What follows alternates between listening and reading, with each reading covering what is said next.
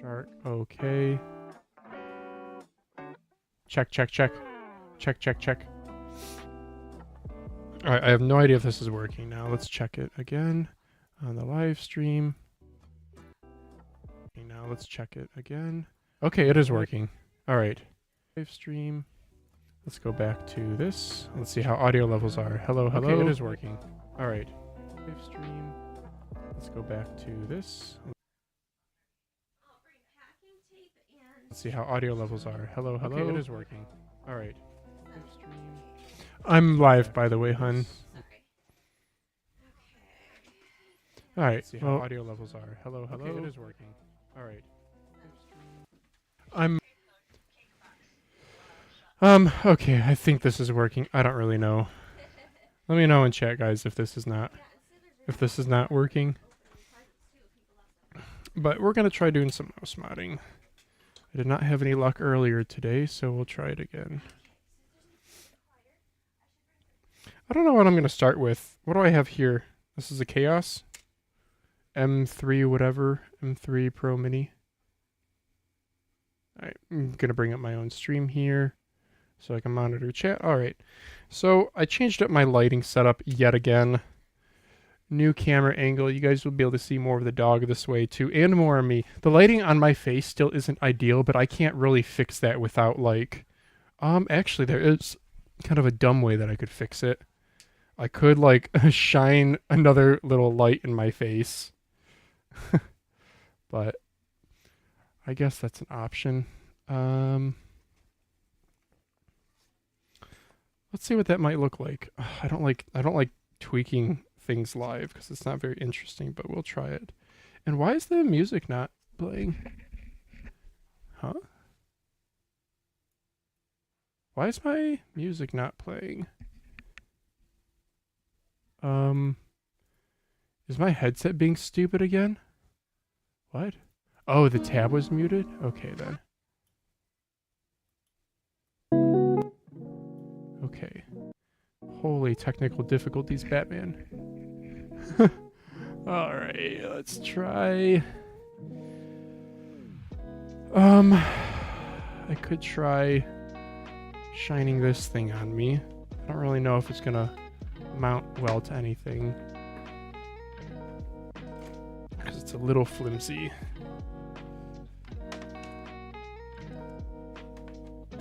How bright is it?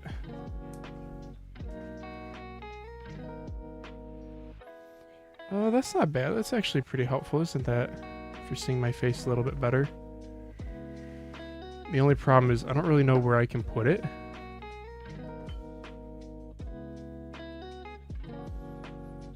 I suppose I could do something like that for now temporarily. Here, have a stick, Nova. Whoops. Okay, you're just like, whatever. You're like, I don't care. Let me nap. We did have a pretty good play session. It was pretty short-lived, though.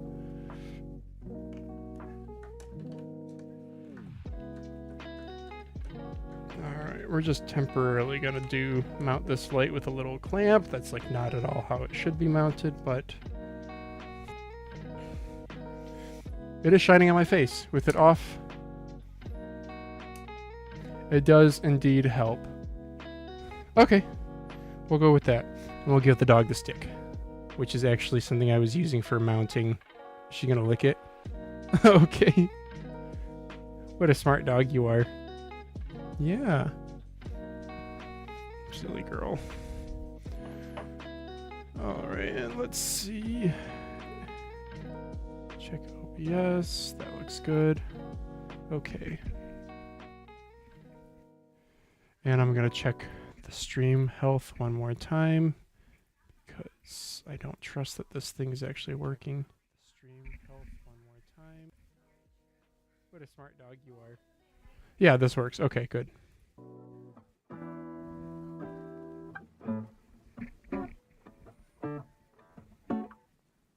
Okay. Sorry, I got no one in chat, so I just want to make sure that I'm doing things right. So, where was I? I was reassembling stuff from when I sanded the base of all those mice. And that is something I have like barely scratched the surface on. I'm only like maybe 20% done with that. Oh, I'm sorry, do you not like the fan? I like the fan though, because it gets toasty in here with all these lights on. Okay, so where was I? I have this Chaos M3 Mini right in front of me, but I don't have the top part of the shell. And it's a pink mouse, and I don't see another pink shell over here. Okay, bye doggy. Oh, so much for that, huh?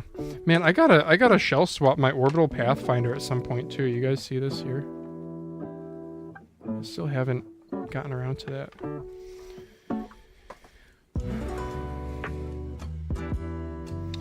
We got a pen with a bunch of dot skates on top of it. Very nice. Paint marker I don't need. Clean this up here. Clamp I don't need for now either.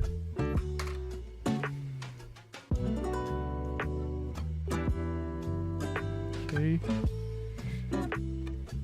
Can you guys tell I'm wearing shorts? Sort of. Okay, you guys can't see my feet. I'm wearing really goofy looking socks, so I'm glad you guys can't see that.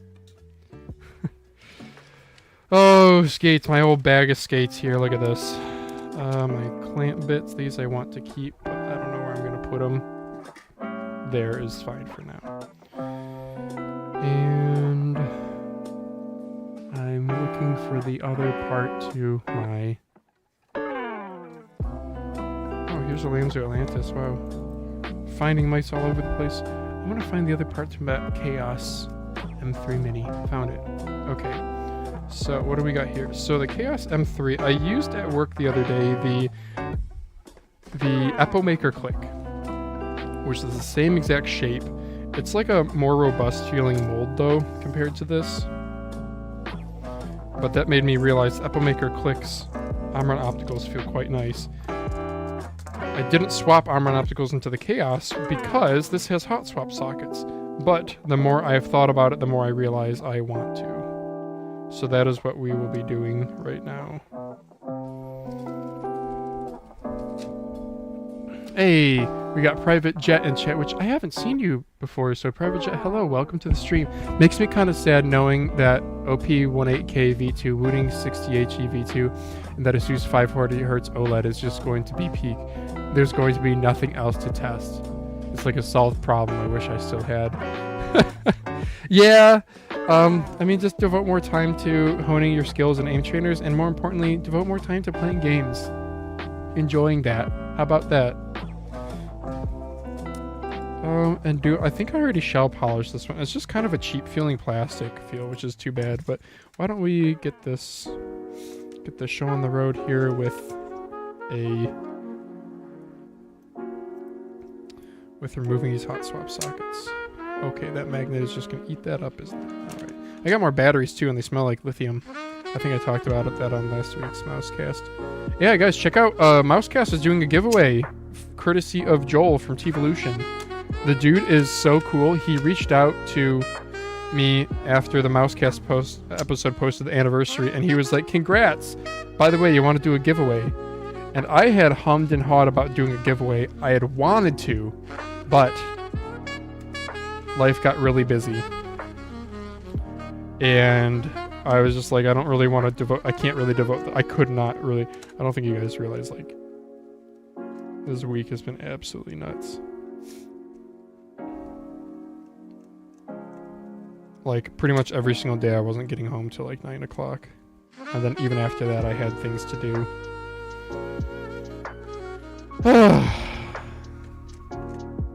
It is important to take breaks when you can, though, when you have really busy days. So the hot swap sockets on this, you guys can see they're the kind of cheap version. So like hot swap is like not all that useful if you literally have to disassemble the mouse completely to get to the switches. So option 1 is to try to jam an Omron optical into here. Option 2 is to take out the hot swap sockets and use them in another mouse. The thing is, I want to say these are pretty big. I've never desoldered a hot swap socket, so I'm gonna try it.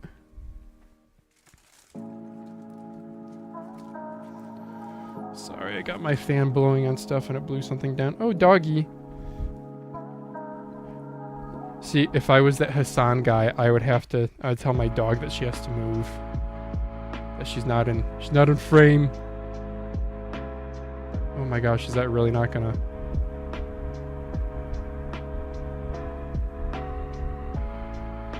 Oh my... How come it's not picking up my dog? It's just like a black screen? What? How wild. Yeah, okay. Weird, dude. I wonder if it's an overheating thing. Because I have my phone like right next to this really hot ass lamp. Well, anyway, my dog is down here. LOL place.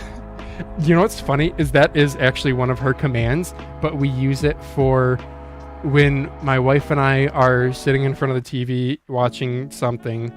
We have a 3-person couch, and she and I take up 2 of the spaces, and one spot is for Nova. So we say, Nova, place, and then we tell her to lay down. It's place, then lay down. But she likes it. Sometimes she goes and hangs out there. Like yesterday, she went and hung out there. Maybe I can show you guys on this camera.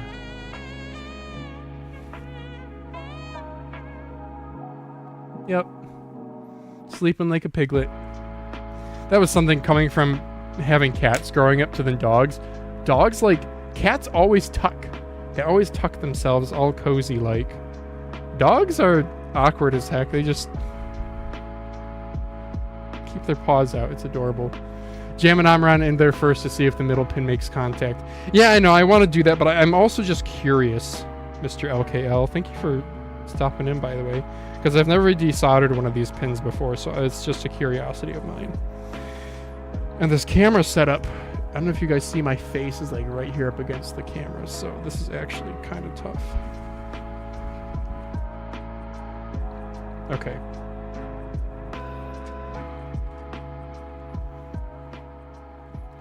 Yeah, this is actually really annoying with this camera right here. How do we do this? Just put a glob of solder. It also feels weird. I like haven't done anything at my workbench here in a week, which feels kind of weird. That doesn't sound like very long, but it feels long. Like I don't even know where my solder is. I just opened a new spool. Oh, there it is. Okay.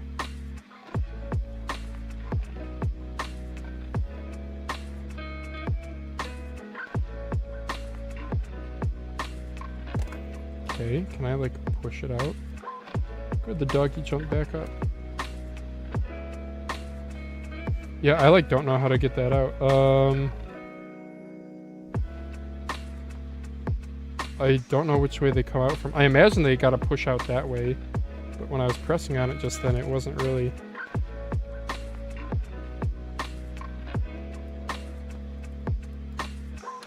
Oh, it did. Ouch. That was hot. Oh, I did push it out. Okay. Cool. Okay, well that's kind of a pain in the butt. Well, let's just see what one looks like.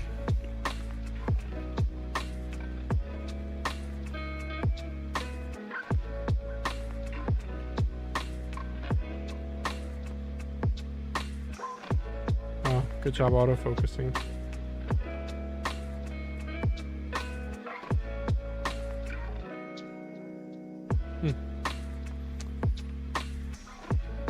Did you try the new mouse of Logitech Strike Force? That's not released yet. The Super Strike is not released yet.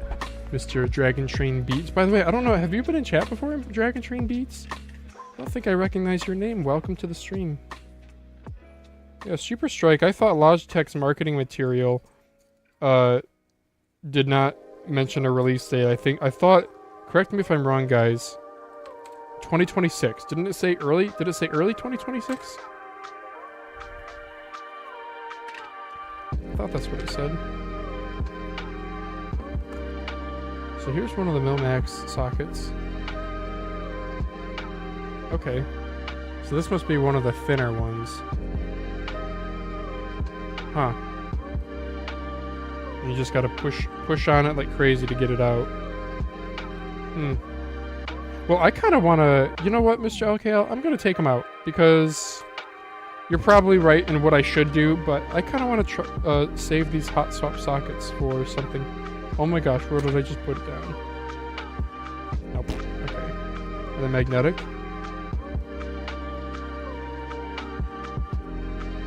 They are not magnetic. Okay, so they're probably brass or something.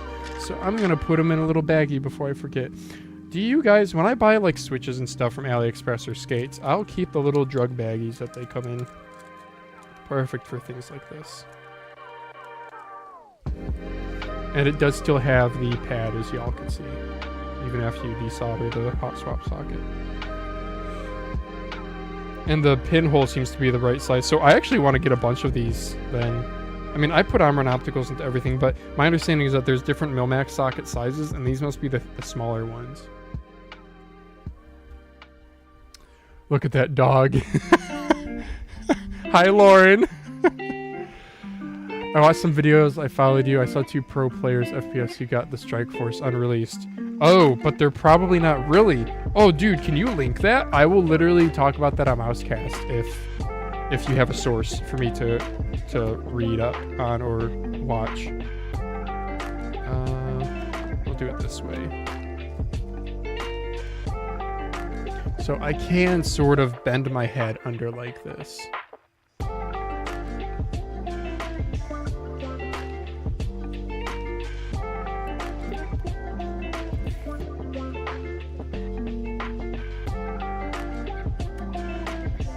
Okay. So pushing them through is so far working well enough. You just kind of have to flood it with a good amount of solder, because there's a bit of thermal mass there. Cool. Alright. Now let's grab them from the other side. Yeah, there they are, all are pushed up. The small mini grip bags are super useful. The most common with holes punched in, nonetheless. Yeah. 2S, I'm gonna try to find the link for you. Thank you, Dragon. Yeah, that would be great. I would love to. Oh, you know what? Now that you mention it, yeah, there was. I do remember seeing something on Twitter of somebody using one in a competition. Because I remember discussing it with Daz. I don't know if this was on Mousecast, but people were really skeptical. You know, some people are like, oh, this isn't a game changer, it's just going to be a gimmick. Or people are like, yeah, it's not going to be that good though. And I was under the belief Logitech isn't going to release crap. Like, they're not... If something's unpolished or unfinished, they're not even going to bother releasing it. They're too big. That wouldn't make sense for them. And to that, the evidence I had for that was there was a picture of somebody using a Super Strike in competition. Like an actual competition too. So, I mean, you've got to be confident in your gear to use it in a competition, you know? It's like all these mice that we have, guys. If you had to go to a lantern, your buddy called you and said they needed one more in their squad or whatever for a tournament. So you're not going to bring your whole ass collection with you. You're going to take something tried and true, maybe a couple mice. What do you grab? For me, I also know like wireless interference has been a problem. So like Pulsar, the 1K hertz dongles, I don't trust because I have wireless interference issues at work. And then another mouse that I really like, but I can't use because of wireless interference, is the Deluxe M800 Mini.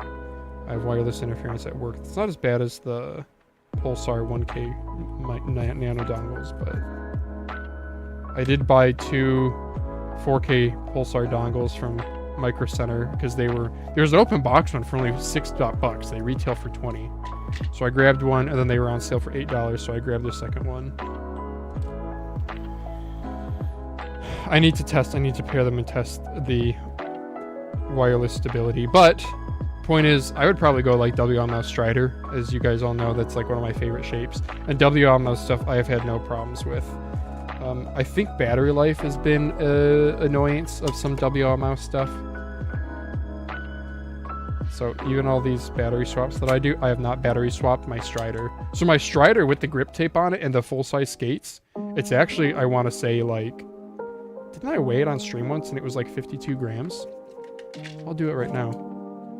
How does this turn up on the... Okay, that is very legible. Yeah, I want to say this was like 52 grams. I got the dongle stuck inside of it. Oh, here we go.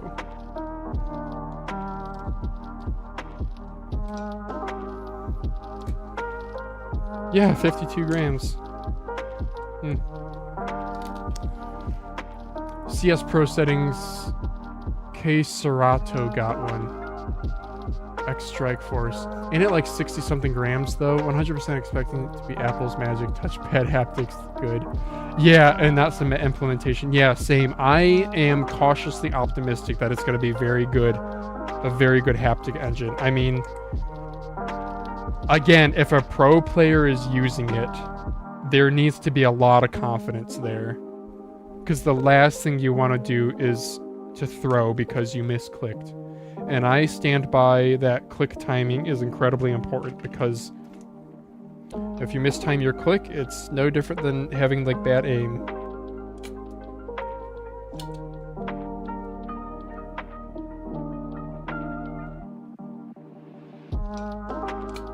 I need to get a text-to-speech bot.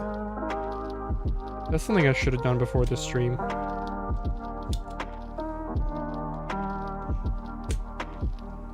Also, careful with the Milmax sockets. I think they are done if you get solder in the hole. Oh, good to know. Okay, I pushed all of them out. I did not put solder in the other side. Thank you, Mr. LKL. Dude, you are, man, Mr. LKL, you are such a knowledgeable person. You should. I keep saying to Neon and probably to UT, you guys should consider doing some sort of content on YouTube, on Reddit, on Twitter, something like that. Because you have like a really strong technical knowledge and clearly enjoy sharing it, which is really awesome. And then Neon is like, bro, that kid is like one with the mouse internet, I swear. Every single Discord I'm on, he's like on there and active. I don't know when the dude sleeps. Alright, let's grab a couple of Omron opticals in this bish. Another thing I want to do is I want to find a source to get these little scrapey pads. Don't know where I can buy them. I probably could get some like from McMaster Car, but I also don't want to spend a bunch of money. I gotta pop off an ear cup so I can hear these better. Line them up and bin them. Actually, he's doing pretty good with that unreleased mouse. Still interesting for the software they have for fingertip. I'm really expecting a lot from Strikeforce. I ordered the MCHO's A7 V2 Ultra from Dragon. Yeah, I would also say keep your expectations realistic though. Don't go expecting the world. Does the Strider have sidewalls or overhanging clicks? There's a few mice I can't use because the overhang. Let's take a look. It's like I'm done with this setup. Oh, these kind of all feel spongy.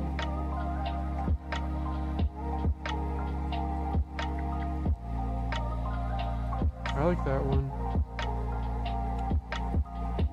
Okay, left mouse, right mouse.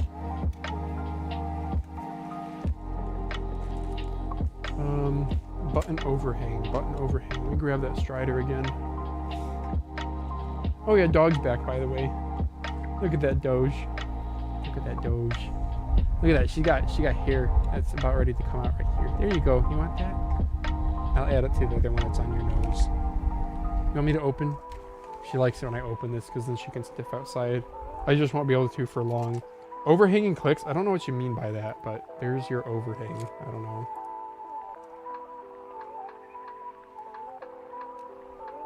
Hi, guys. Love your mouse award, but they missed some pick. Yeah, please roast us. Go right ahead. When you do something live, you don't... Remember, you can't sit there humming and hawing and like really overthinking it. We absolutely missed a lot of stuff. Yeah. Absolutely missed a lot of stuff, but that's okay. The important part is just to create the content and get it out. That is something that my YouTube, my 1 year of mouse casting has taught me. It's that content that's out there And live is better. That is content that is perfect and not released. So, and as a bit of a perfectionist, like particularly at work, it's been a good lesson, I've got to say. Okay, I think did I switch those around?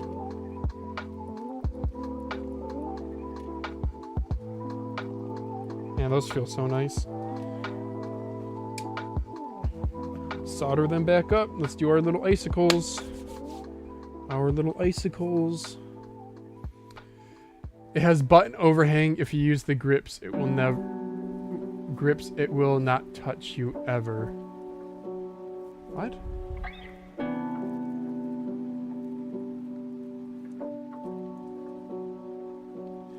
So Omron Opticals, sometimes actually pretty frequently I get asked how to solder in Omron Opticals as mechanicals, and this is how.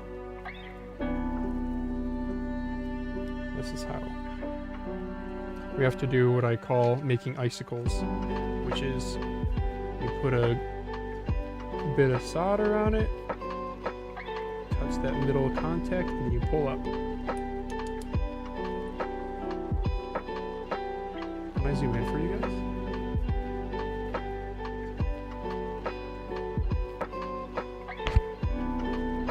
I don't know if it'll focus. Well, doing the best I can. I don't know, man.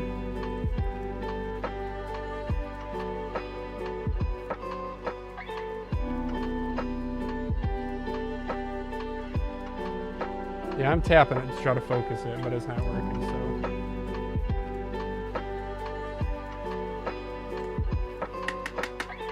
Well, I don't know if that's clear, but I made an icicle.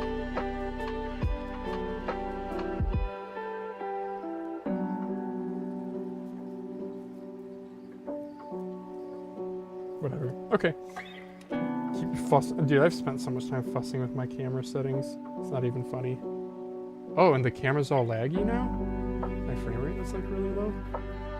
Let me try rebooting my app. I also don't know. I might just be like toasting my phone with heat. Sorry, I know the camera's down. Sorry. Back up, and frame rate is still really choppy. Yeah, I don't know if I'm overheating it. That is unfortunate if that's the case, because I can't really do anything about it right now.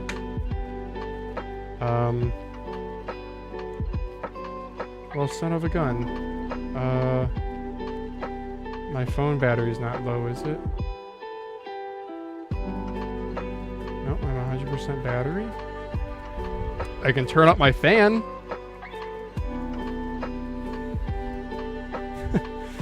Oh, man! Live streaming is harder than you think, I guess. At least I have my dog. Isn't that right, Nogurt? Yeah, it's still really choppy. What mods are we looking at today, says Solo? Hey, welcome. Glad you could make it. I'm currently Omron Optical swapping the Chaos M2, M3. I forget the name of this mouse. I feel kind of out of it, man. And this normally has Milmax hot swap sockets, which I just removed if you rewind. But I'm going to do Omron Opticals in it instead. And I don't know, yeah, I'm sorry about the really choppy frame rate. I don't really know how to fix that. Verify? Stop? Or you want to stop? Yes? That was weird. The verify button came up on my Droid Cam, which is usually an indicator that it's like trying to authenticate quality. Or, sorry, my license. Which, thank you guys for watching Mousecast, because that paid for my Droid Cam license. All $12 of it. I have made like a whopping... I checked my AdSense the other day after the most recent Mousecast. You guys want to guess how much money I've made from ads on YouTube? Which, for some scale, I have... Oh, I meant to bin these. I have only Mousecast monetized. I don't monetize the streams. And there's options for mid-roll ads, low, medium, high.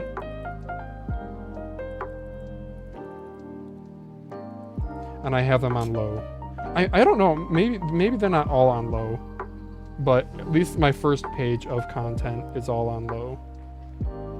Which I don't really know what the actual like number of ads or duration of ads difference is, but okay, now we're back to a good frame rate. Cool. I just relaunched the app like 3 times. Yeah, dude, I really need a text-to-speech bot because I want to like whenever I'm reading chat, I'm not actually modding, or I could just ignore you guys. No, I need to engage with chat more. Cool. I'm on opticals in it. M1 and M2 buttons, not side buttons. $140. Is that Chaos M3? It is. 1831.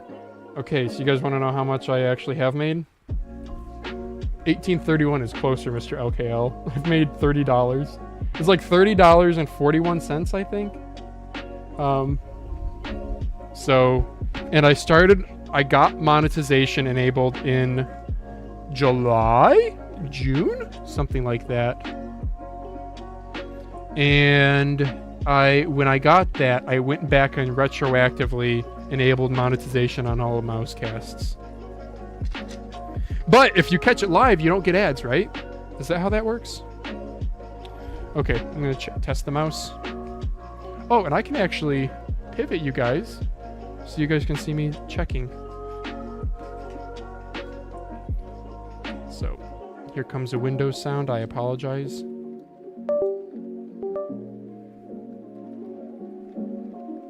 Oh, I suppose I should have chosen...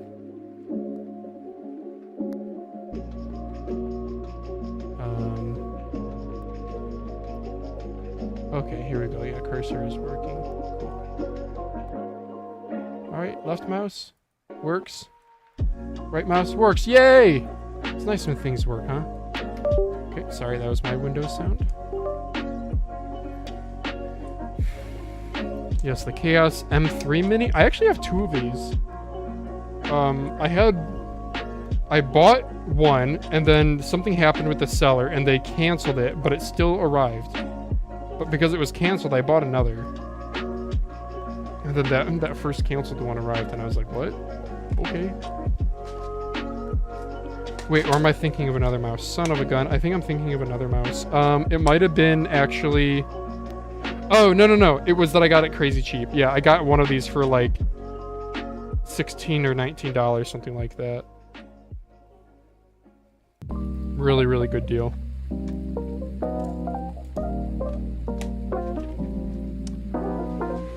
That text-to-speech I forwarded didn't work. I haven't tried it, Mr. LKL. I haven't looked into it. I should have done it before this stream.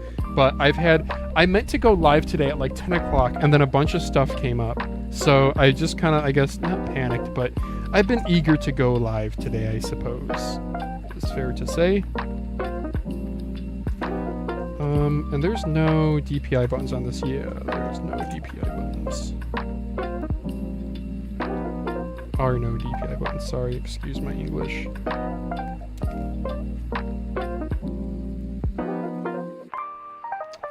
Yeah, let's get that scroll wheel in it. I don't think there's anything else I need to do to this. It already has a pretty firm scroll wheel, which feels nice. I like a firm wheel. Does anyone in chat like a loosey-goosey wheel? If so, why?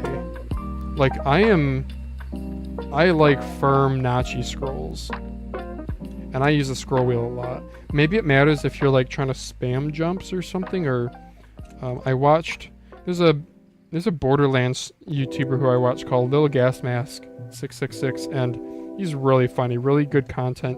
He was speed running Borderlands 2, and to get through dialogue more quickly, he bound interact to like mouse wheel up or something like that, so that when talking to people he can just, and he has a free spinning mouse scroll, so that he can just send it right when he knows he's going to talk to somebody to get through the dialogue more quickly. But otherwise, I am 100% notchy scroll wheel master race. I only buy mice with loose wheels. What? For real? I see, mid-pin is actually super short. Didn't know that was possible. Yep. So again, I call it like soldering icicles. You can go back in the stream and watch it. Mr. Vigili. Vigile.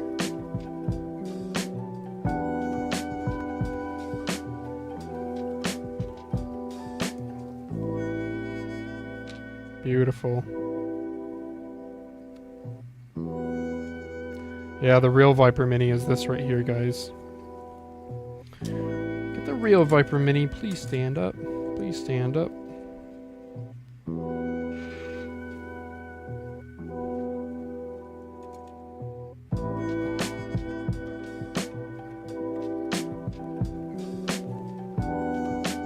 Cool beans.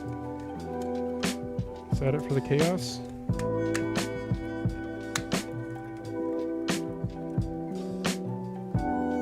Oh, yeah, I messed up. I guess when I sanded the base, I messed up the rear clip. Yeah, she's bent like backwards. And if I bent it forward, I bet she was just gonna break.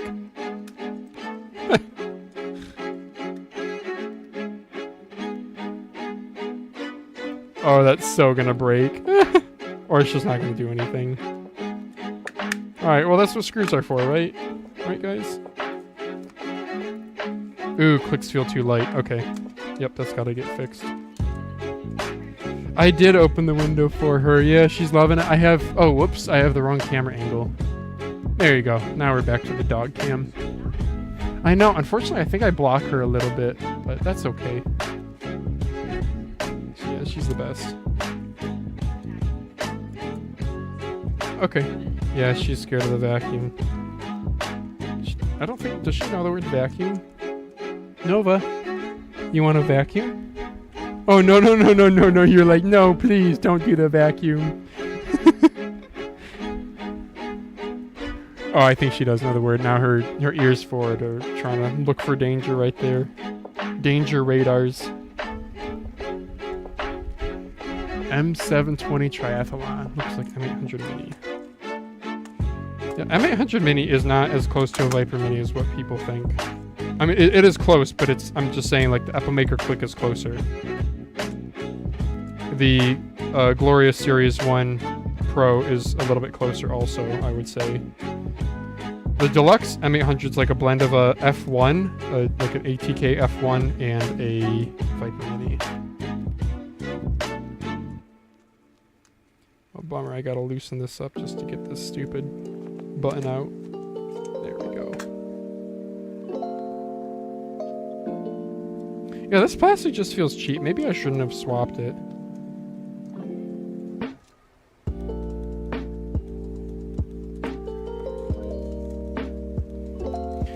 If you guys don't know though, there's a giveaway going on, a Mousecast giveaway from T-Volution. Joel reached out to me, and after I didn't say anything to him, he just saw the anniversary stream and was like, "Yo, congrats! You want to do a giveaway?"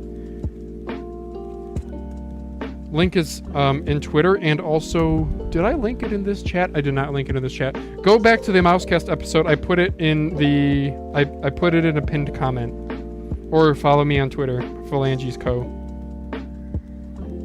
Yeah, fun fact, it's not called Mousecast on Twitter because Phalanges Co. is going to be...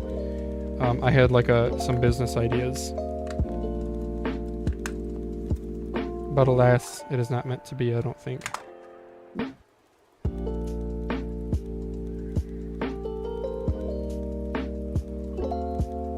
Okay, that doesn't feel perfect. Let's put some screws in it and see if it feels better. Well, first of all, does on-off button work?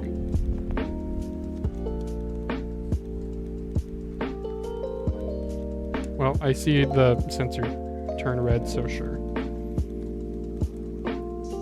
But yeah, they're giving away a T-Volution Terra Pro 8K along with the Genesis accessory kit, which I don't know what's in that, but it looks like it's grip tape and maybe some other stuff. I don't know. And then the other giveaway item is the Axis balance pad, which is the one that Daz likes more. The Gravis is the one that people aren't so sure about because it's so incredibly slow.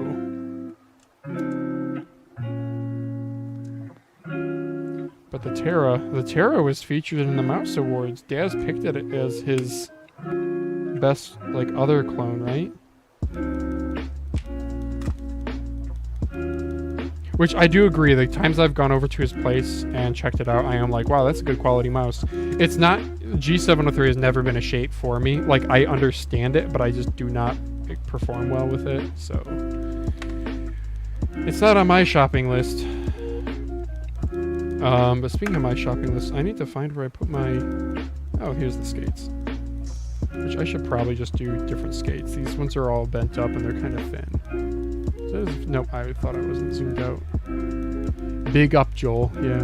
Why can't someone make a one-to-one Viper Mini clone already? I don't understand this. When it's already been overdone with the Superlight as well as the Viper V3. Whoever does this with Hammer-On Opticals will make money. Yeah. Seriously, check out the Epo... go on Elo Shapes, guys, and check out Epomaker Click versus Viper Mini SE. I'm pretty sure the Epomaker Click's like really damn close. It's the same thing as this here. This is the Chaos M3. But the Chaos M3 feels cheaper than the Epomaker's actually a pretty solid feeling mouse. It is a little bit on the heavy side. Like, I think after a battery swap, you might be able to get it like 49-ish grams. But I want to say stock, it's like 55, 56. Which is not heavy, but for its size, it is not ideal.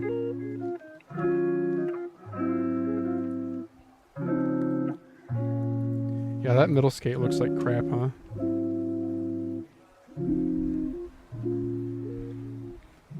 Neighbor's mowing his lawn. I really like the smell of burning leaves in the fall time. How do you guys feel about that? Maybe dots would be better? Yeah, I could do dots. I also sanded the base flat on this so it can accept any skate. But I think for now, we're just gonna send it like this. Chaos. Oh, M2. Okay, it's the Chaos M2. Man, I always... Oh, the M3 is the Viper V3 mini shape. Okay, yeah. Alright, you guys want to see the weight of this? After I sanded the base and after doing the... So with stock skates on...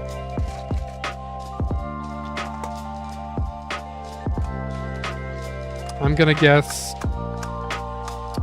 46? 46.5. Cool. And I do have DPI buttons on it. Yeah. And I kind of color swapped it with Epomaker Click to give it this Valentine's Day color scheme, I guess, white and pink.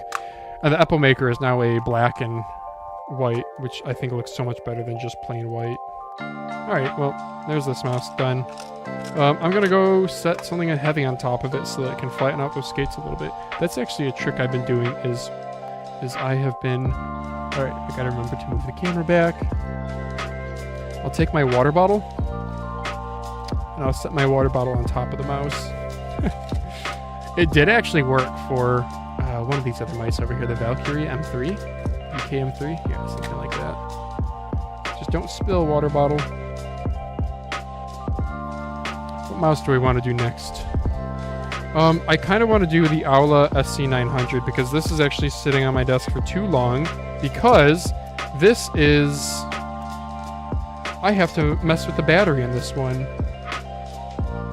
So a few streams ago, I did the Lingbao M9, which uses a hot swap battery, as does this Aula. The hot swap batteries in these have their own charging hardware on them. If I can get it out. Oh, I'm about to use my teeth.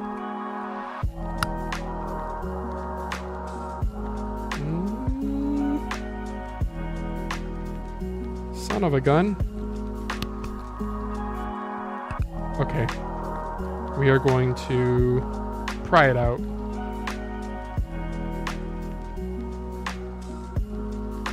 So these hot swap batteries have their own like charging circuit in them because, see the USB port right there? So I thought from a bunch of testing, and I even had chat help me out with a multimeter, I thought I needed to use that charging circuit because the mouse battery would not recharge. This little one that I swapped in would not recharge. It would run fine, but I could not recharge it. Turns out, guys, it's not the charging circuit in this. It's the actual internal battery itself has some funny business going on where I don't need to use the circuit with it, but I do need to use the actual battery pack. Maybe Mr. LKL could explain this better than me, but I don't know if it's... The battery is still a 3.7 volt nominal, 4.2 volt charge battery. So I don't know what's going on there.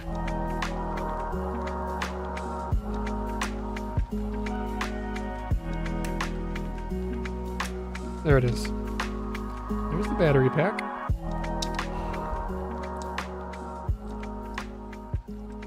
It is a 400 milliamp hour affair, and I want to say it was around 8 grams. I remember being bummed that I couldn't... I'll pry that little circuit board out too. If I ever wanted to get that back in, I could. Anyway, so I thought I needed to use this little circuit board with it too. Turns out I just need to use this battery.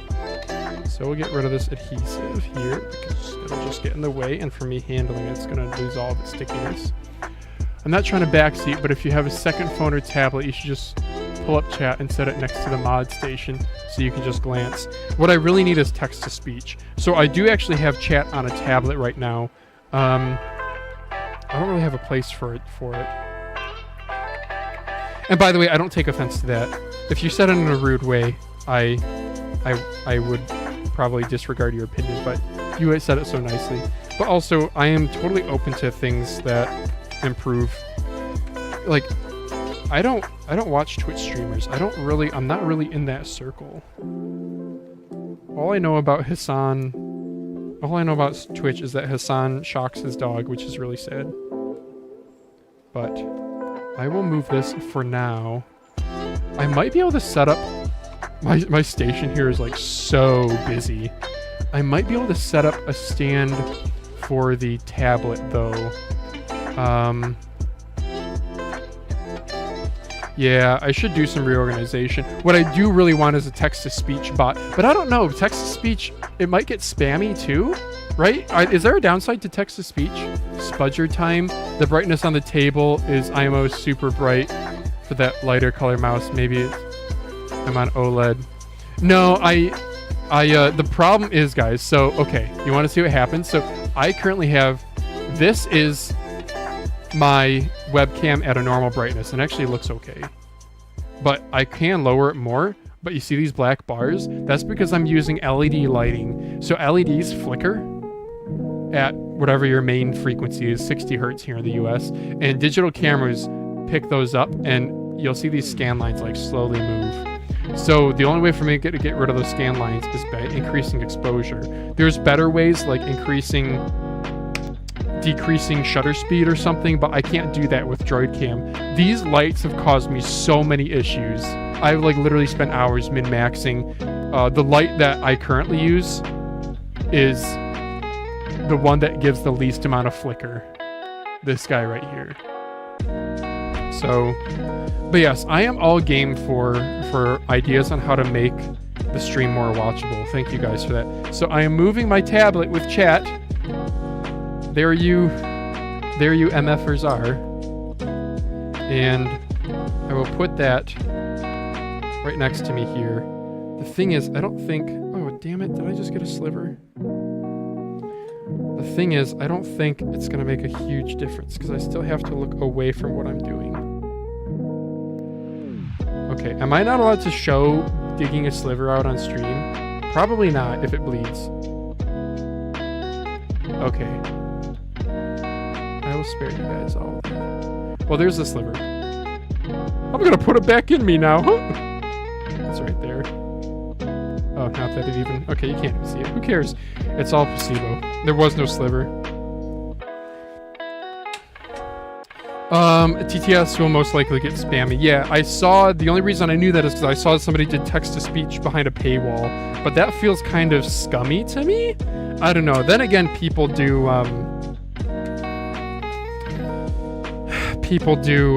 like, super chats and stuff, which is pretty scummy because, like, literally YouTube takes, like, 40% of it or whatever it is.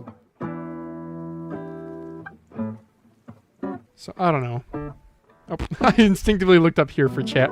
My chat's down here now. MZ1 clone with sidewalls and just X2N when released. The brightness of the table, super bright. Yeah, I already went over that. Shocking dogs out here. Yeah, shock collars. like for training, but instead he shocks his dog because she's a prop for his Twitch stream. When she moves, he shocks her.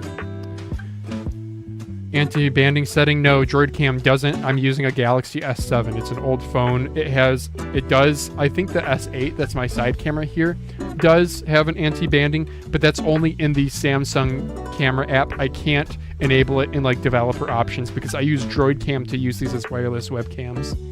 60 hertz on phone. Elgato key lights are goated. Yep, alright. Well, now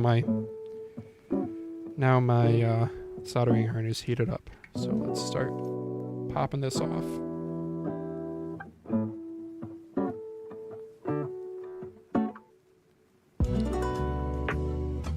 When did crashing out become a term?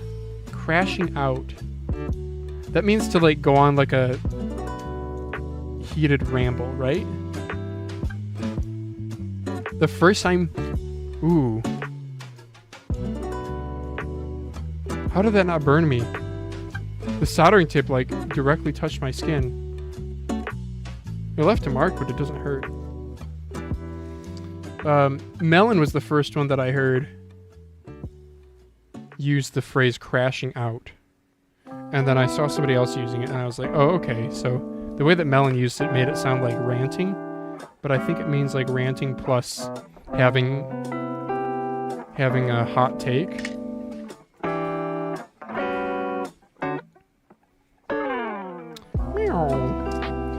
We gotta solder on a new... Oh, and I moved my soldering fingers over there so I could have chat here. Yeah, I should really set up... I should set up a better chat. I don't know. What I need? Google Glasses with a chat feed. That would work brilliantly. Are we JST 1.5? We are. Big fat JST 1.5. Logitech still uses JST 1.5 in their mice. I don't know why. As doesn't Final Mouse, which is really surprising given the weight savings that they try to go through. And I imagine smaller connector equals lower weight, but...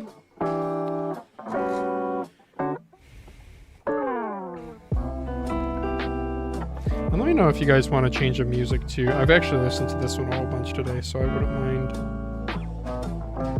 Yeah, it's pretty short, so we'll give it a little bit more length here. Did any of you guys celebrate Halloween? Phalange's built different, doesn't burn. No, I've definitely burned myself. It was interesting. I pressed into my finger hard too. Like, there's been times where I've barely touched myself, and you'll get a nasty burn. I mean, the soldering iron, mine's at 650 Fahrenheit right now. What is that in Celsius? Like 330 Celsius? It's enough to like burn you pretty good, you know? So when I was down at Honda for work this past week, so what we're doing, the thing I'm designing, it's a shower test enclosure. Basically, they take their side-by-sides, which is like a large off-road recreation vehicle, and they drive them into a enclosure, and this enclosure has spray nozzles all around it, kind of like a car wash, and it sprays water everywhere because they have some aftermarket optional bits for waterproofing it, like doors and windows and all that stuff. So the customer specifies, you know, how many nozzles they want, how big they want it to be, what vehicles they want to be able to run through it, blah, blah, blah. You know, then it's up to us to design something suitable, okay? But we have to follow their spec because that's like part of the contract, right? So in their spec, they had flow rate, temperature, everything of the water that's being tested, and the temperature must have been a typo because it said 65 Celsius. What is 65 Celsius to Fahrenheit? Times 1.8 plus 32. The burn temperature of water, I know, is like 127, and it's pretty sensitive. 65C to F. 149 Fahrenheit. So that's going to get you burned. And there's literally somebody sitting inside the car watching for leaks. Like, that's incredibly not safe. So just an example of sometimes customers specify things and they don't actually know what they want. So we are we went under the assumption we're waiting on feedback from Japan, because when you bring it up with the customer at the plant, they're like, yeah, let me go check with Japan on that, which then it takes like a week. Stupid. Just to like check one thing. But anyway, they probably were going under the assumption of 65 Fahrenheit, which is what in Celsius, like 25? I don't know. It's room temp. It's like a little bit under room temperature. My solder. There it is.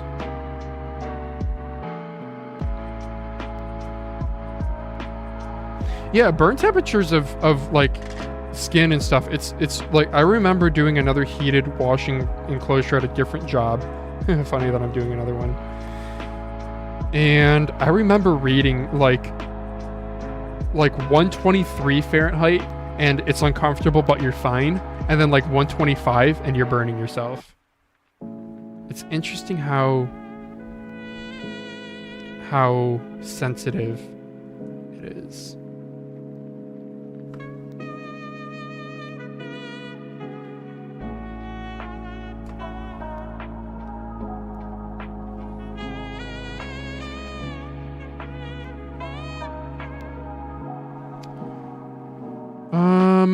I mean, 65 Celsius is burner worthy. Why they need to check with Japan? Yeah. Because it's...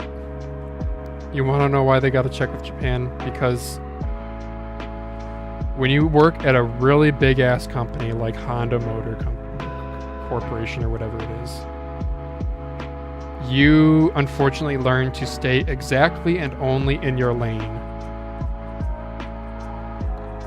I don't know if it's a cultural thing. I don't know if it's just a big company thing. I don't know if it's a thing of like, you don't want to step on somebody's toes if their true intention was to have something heated. But the people at the plant, they're really nice. But if they receive the spec from Honda Japan, they go out to all these US suppliers. Oh, it did burn me. Yeah, it's throbbing now. It just didn't hurt. And anyway, yeah, they just really want to stay in their lane, which is just like, it's sad to think that, like, you know, imagine being a business owner and like never wanting to see yourself get complacent like that. This is BTR. Okay. We're gonna trust that I battery swapped this correctly the first time. Actually, I know I did because I used it before. Oh, but I'm stupid. I need to put heat shrink on these. Turn off my soldering iron too. Don't need that on. And my little heat shrink. I like pre-cutting my heat shrinks. This makes life a little bit easier. I also like transparent heat shrink. I found some cheap on AliExpress, and yeah, transparent just allows you to see if the solder joint goes bad or something.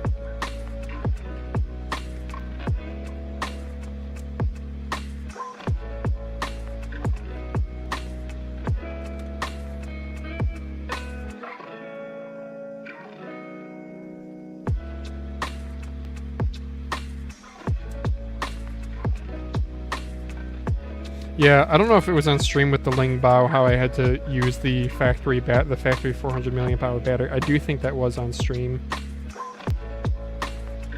I don't really do the best job of like labeling my streams. If I'm being honest, I won't timestamp them. I suppose I could use like an AI timestamping thing. Daz has actually been playing around with that. It was funny. So Daz played around with AI timestamps on the most recent Mousecast, and it talked about Shoal Doge. Apparently, we talked about Shoal Doge at one point because it said something like, instead of Shoal Doge reviews, it said Shill Douche reviews. Shill Douche. I thought that was so funny. Like, that's, you know, because people call each other shills when you don't like somebody, that they're a sellout for a brand or whatever. So he's Shill Douche. Go watch his videos. BTR, okay. And this one is labeled BAT1, so we're going to plug it into BAT1. I'm going to flick it on. Flashing Bluetooth. We got a flashing Bluetooth there. I'll flick it the other way. We had one flash green. Okay, I'm gonna plug this in now and see if it charges. Yep. Solid red, I think, means charging. So this is what I have to do. I have to run the 400 milliamp hour inside of this. Bummer. Oh, bye-bye, smaller battery. Hello, bigger battery. And unfortunately, I don't really want to put it on... I don't know if I want to put it on this... Like, this makes sense right here, right, guys? But I kind of like leaving that off so I can put the dongle inside the mouse. Maybe I won't. Yeah, maybe I won't.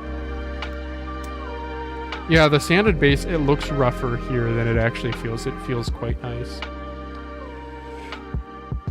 Management USA. Thoughts on fingertip mice plus glass combo? No real strong opinions. You do you. I don't know. Am I supposed to have a strong opinion? I personally don't run fingertip mice. The only fingertip mouse that I have is an HSK Plus Lite because I got it for like something crazy like 20 bucks.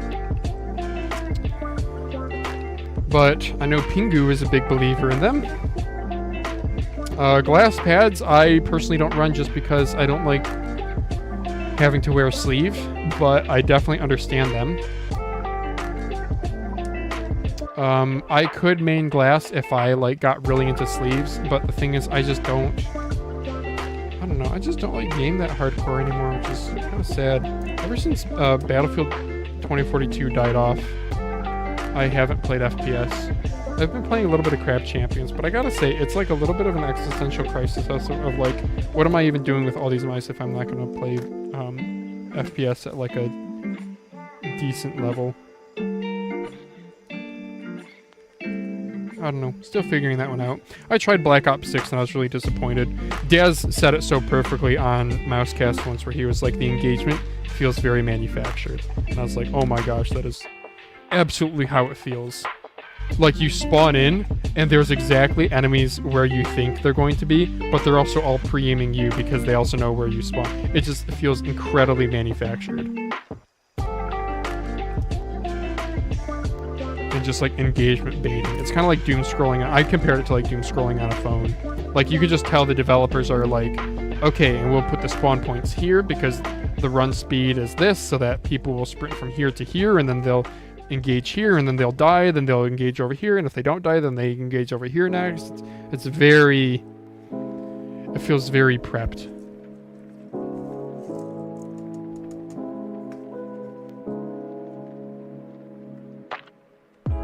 Oh, and skill-based matchmaking sucks. Like my very first game ever I played, and I went like 55-5 or something, not knowing the map or the guns or anything. And then that definitely borked my matchmaking, and I was then put in a bunch of lobbies with people who clearly knew the maps. And the time to kill is just too fast. Time to kill and lack of spread is just too fast in Call of Duty in general, in my opinion. Not just Black Ops 6, but probably most Call of Duties.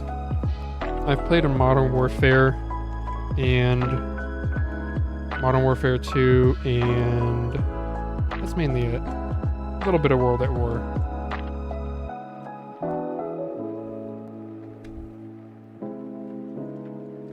Such a good comparison. COD is exactly like doom scrolling. Yeah. Should give some new games a try, says Soul. Yes, absolutely, dude. I tried Valorant. I absolutely hated it. Well, I didn't mind the like gun game or whatever the hell they called it in Valorant, where you continuously spawn in, and the buddy I was playing with was like, yeah, if this is like the one mode that you're actually having fun with, I don't think tac shooters are for you.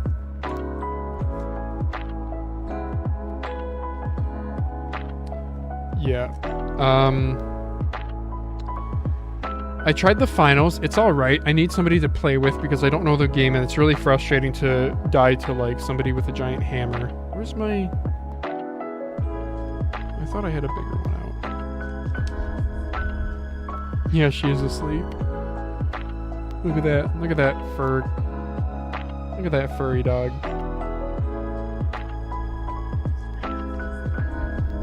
No. Oh, no, she heard that. Hi, good morning. Okay. You guys want to see something funny?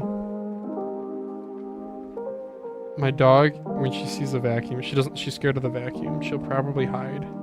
And she usually comes and hides behind me, because I guess I'm the protector. Arc Raiders looks cool. I've been hearing good things about that. Sergeant Pepper in the Discord, he's one of our mods. He loves it. Man, dude, the clicks in this feel really good.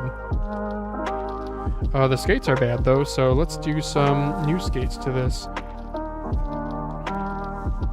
The problem is, man, I don't want to use up, like, all these good skates on a mouse that, like, the M-Chose is probably... I probably prefer the M-Chose over this. What's the weight of this? And then I'm gonna grab the M-Chose A7.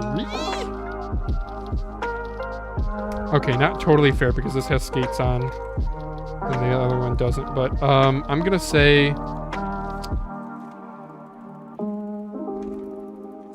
the click experience is already quite different.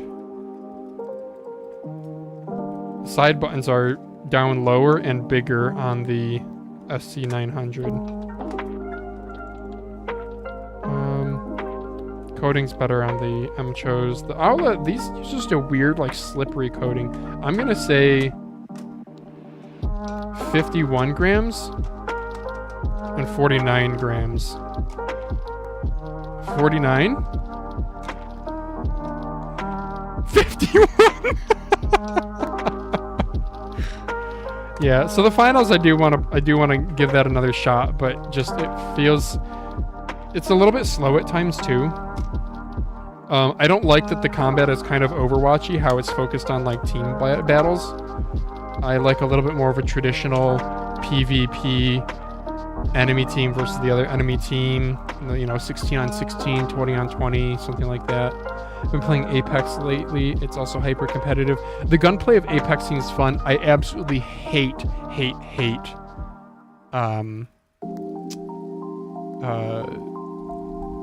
what's it called where you have to loot? Battle Royale. Arc Raider is fun casually with a third-person pop-up behind corner mag dumps are unfair. Yeah, I played Star Wars Battlefront for a long time. That's a third-person shooter, and yeah, it definitely plays very differently from what most people think of with an FPS. Just when you can peek third-person, it totally changes the game. I'm really shocked that, is it Overwatch has a third-person mode now? That seems bonkers to me. Like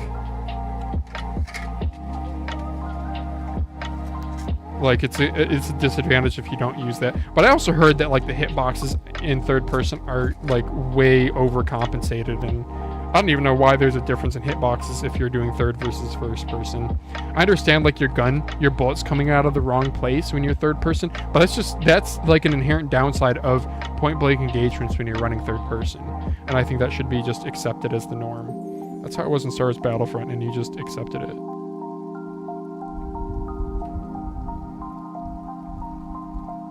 Oh, yeah, I can grab it for you.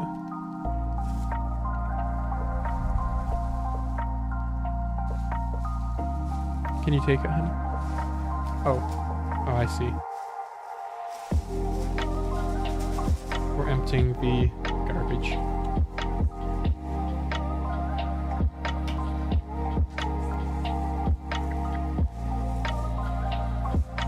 Alright, and then we gotta find some skates for this guy. So the stock skates, yeah, I don't know. They're just thin black crap. I really should do something else.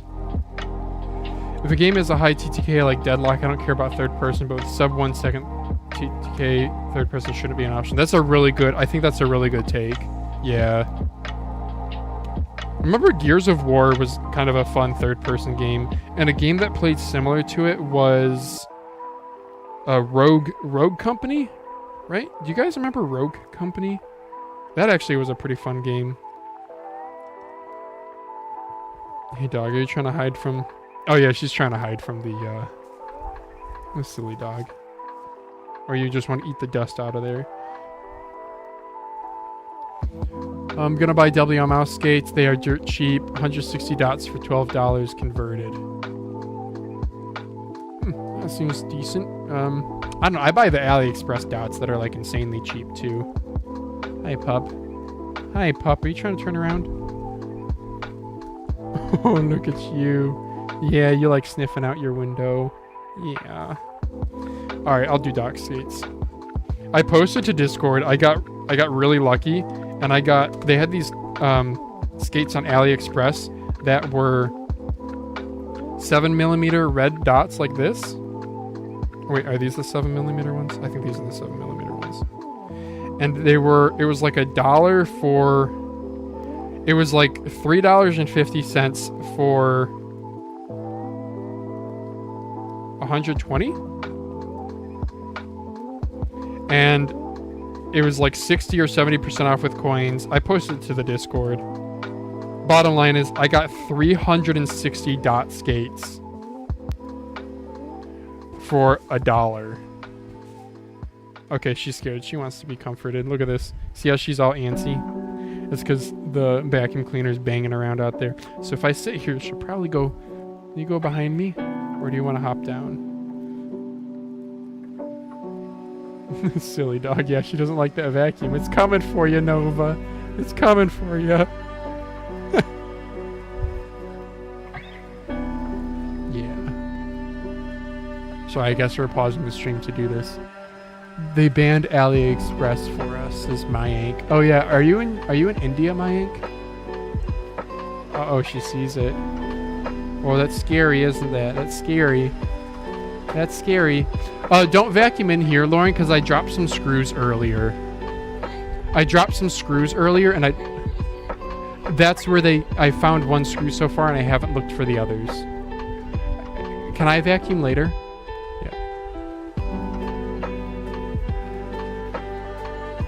Yeah. What a good dog. Okay, dog. Can I get back to streaming? Thanks.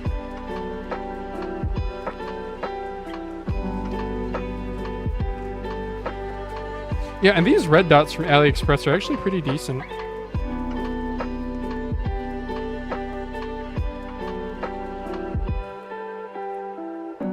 I usually don't like running dot skates because I press into the pad too much sometimes when aiming.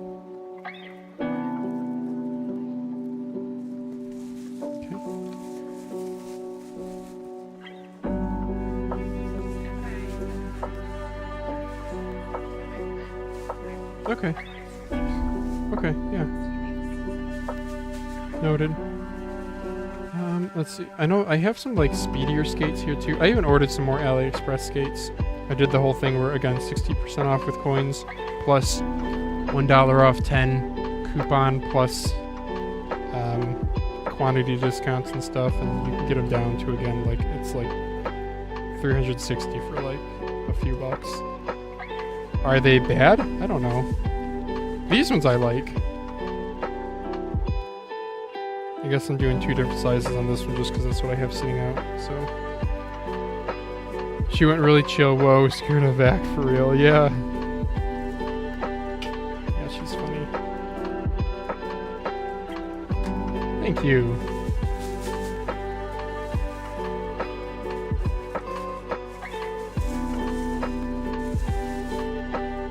Alright, let's get on to the next mouse. I'll go to plug this guy in. So this is this. Dot skates there. Yeah, there's like two kinds of red dot skates I've noticed. So, can you guys tell the ones on my left are more pale? It's hard to see.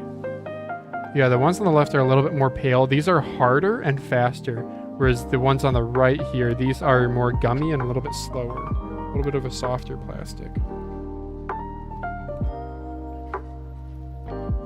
Alright, Owlet SC900, we'll put that guy away over here.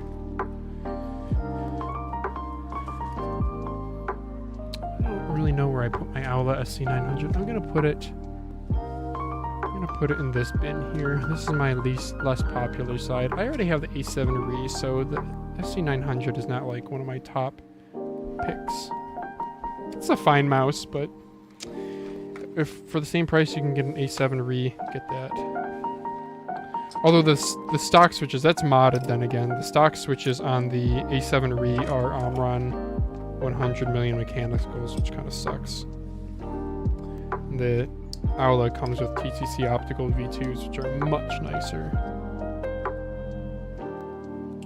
I don't even know why I'm bothering to keep this, but why not? I mean, it came in handy that I kept it the other time. I didn't throw it out, because otherwise I would have had a mouse that I can't recharge until I swap the batteries. Wouldn't that be inconvenient? I kind of want to do the Incal G23 V2. I still have never opened up this mouse. I got a battery swap it and probably I'm gonna have to go swap it. Really good mouse. I kind of want to play some games, if I'm being honest. Solar asks, Manphalanges, how was it when you accepted a check from Rakuten? I'm kind of curious, linking my PayPal to anything due to all the data leaks we see lately. That's probably a good idea not to. Yeah, so what Solar is asking is you can get a check mailed to you from Rakuten. It was no problem, Solar.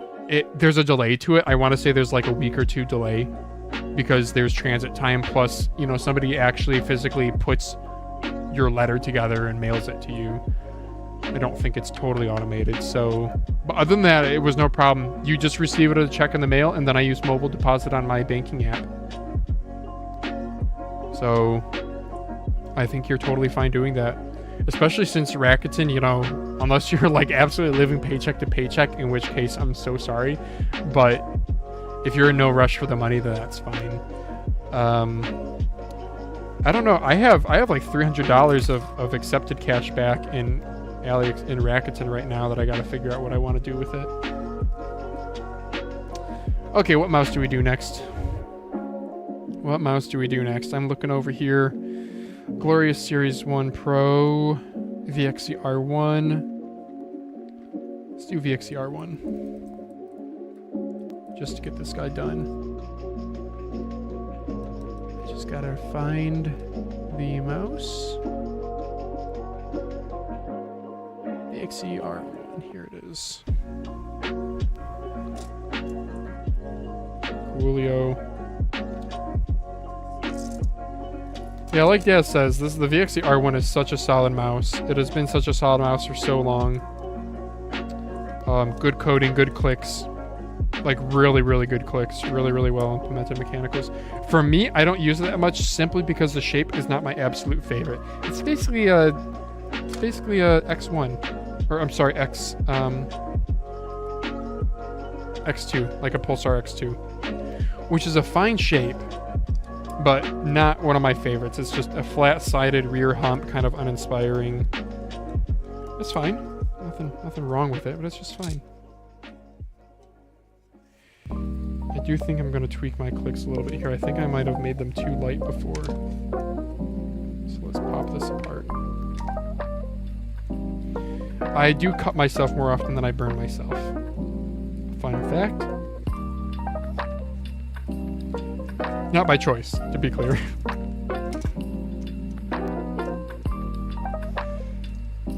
Solo has a message retracted. Okay.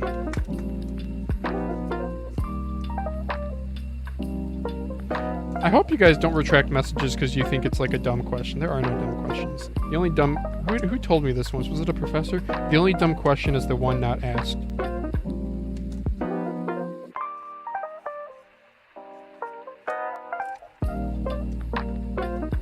I kind of accept, even if it's like you're asking something that I like already covered, I think it's generally okay. So another thing I've learned about 1 year of mouse casting and doing a little bit of live streaming here, it's okay to repeat yourself because people come and go and it's just about making conversation. And sometimes by repeating yourself, it'll bring up another, I don't know. Then again, I also don't always like repeating myself. So there's that too, to be fair.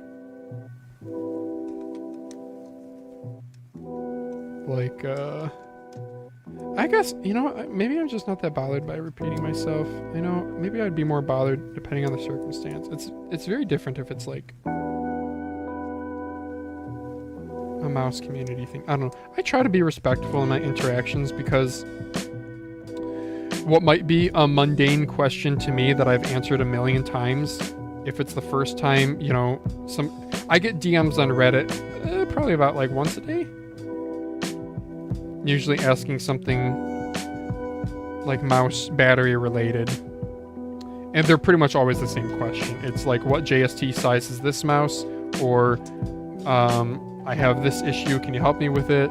And usually, first of all, most of the time I get asked, the very first sentence is, "Sorry for bothering you, but," and guys, just ask the question.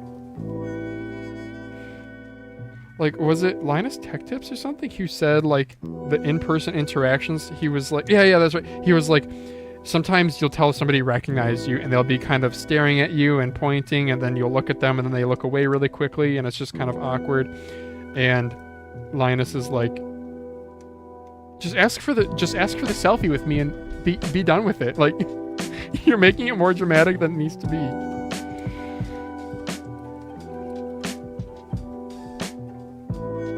Oops, I forgot the screw there.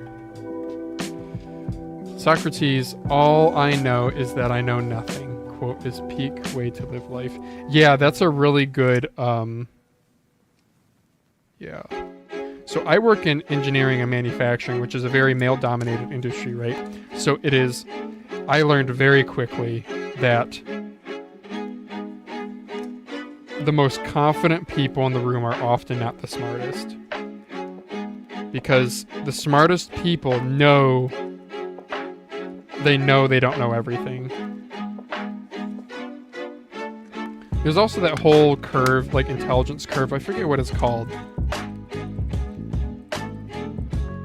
Why does my right mouse feel so much better than my left mouse? That's a bummer. The left mouse is what matters.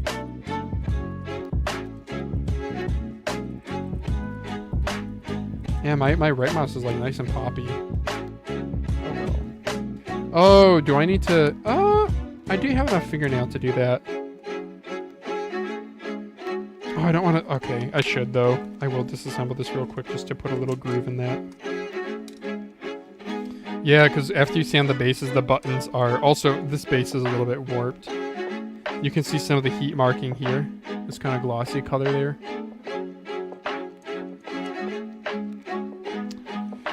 Your mouse modder spreadsheet saved me the other day. Saw your notation of piss yellow and laughed. LOL. Yeah, I do try to note the color of whatever I weigh on there. Which, by the way, I haven't updated that spreadsheet in a hot minute. And I have some stuff that I need to add to it. But I feel like I've already thrown out my notes. Ugh. Dude. I need to just give you guys regular viewers on the stream, I just need to give you guys editor privileges on it. So that when on the stream, you can be like, oh, he waited and it's this. Go update it for me. That'd be really helpful. Or I just need to stop being so lazy and just go do it. What was I doing with this? Oh, that's right. I was trimming this. Yep. So what I like to do here is... Can I zoom in on this?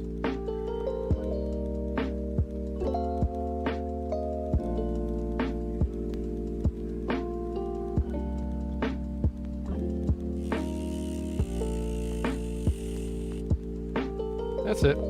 Just need a little bit of a groove for the fingernail to go into it. I have no idea if that was in focus or not when I was doing that. The mouse industry needs to come together and just use one JST size. Yeah.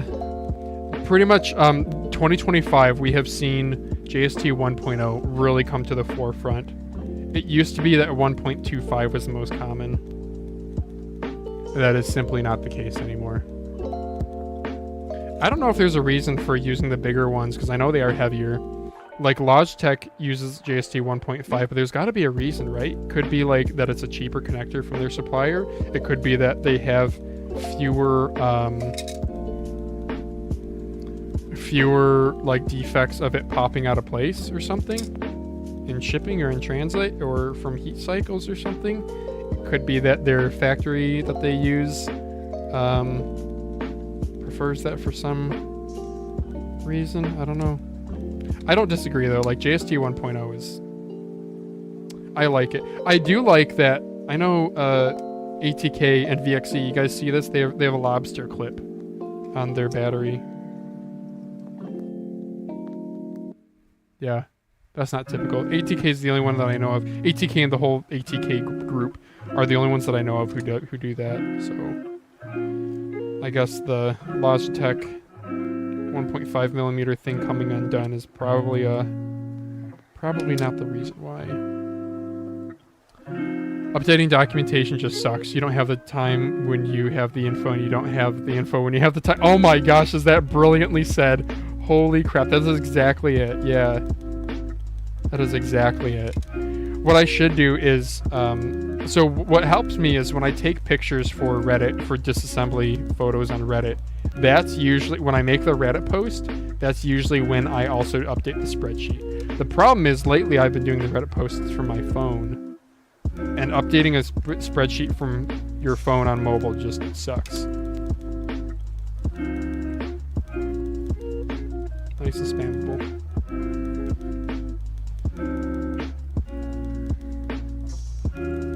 Alright. I guess the answer to my question, Dremel, it is. Is there a way you can make edit pending review and you can approve? I don't know.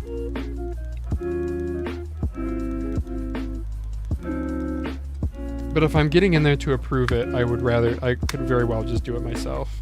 There's actually one guy, I don't know if he watches Mousecast. You guys want to know a little bit of... not drama. I don't want to make this a dramatic thing. There is one guy on Reddit who reached out to me with a handful of mice that he wanted to update the spreadsheet with. And cool, I just dropped a screw. Oh, sweet, I found it.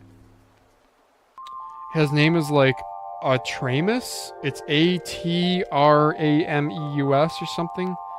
He's active on r/mouse review. He offered to like update the spreadsheet with things as he finds them, and I was like hesitant because I don't want somebody to go in there and nuke it. I mean, yes, I can recover it, but then it's just a pain in the butt. But I don't know why I eventually gave him edit access, and I did. But then the other day, oh, and he's pretty active on the subreddit, but then the other day I saw he commented on something and it had a bunch of downvotes, so I expanded. And his take was just really... it was like really bad and slightly racist. And ever since then I should probably remove his privileges. It was, I forget what it was about. It wasn't like, you know, I hate X kind of people. It was like something about Chinese manufacturers, and was it about like cloning and nothing being new, or like poor quality? Something that was distasteful. So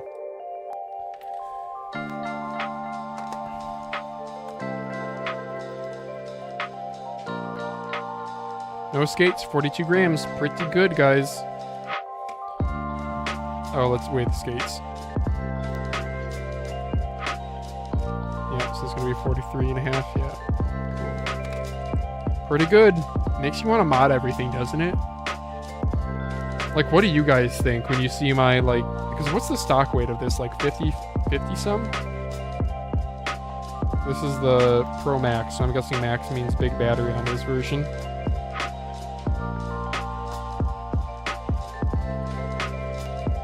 Or do you guys all also mod, so this is like nothing new to you? I've seen him, says Mayank. Yeah, Reddit phone app is bad. They're nerfing the web too. Watching you mod makes me want to get back into it, but it's such a rabbit hole. Yeah, it can be a rabbit hole. Oh wait, Bulk, are you the... there's another guy on Reddit who recently tagged me in something. And he does like... I think he used to do mouse modding type stuff. Anyway...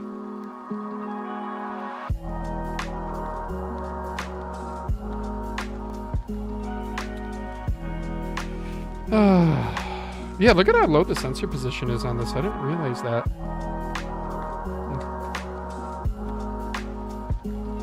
Coolio. Friggin' middle mouse feels better than...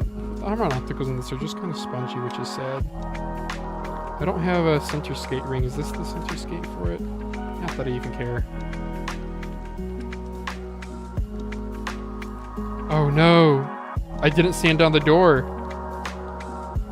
I did not sand down the door, so the door is going to protrude. I wonder if it's going to protrude too much where it scrapes. It does. No! Okay, well, I guess when I use this mouse, I will have to take off the door. Oh, lessons learned. That's really how much it protrudes. Like...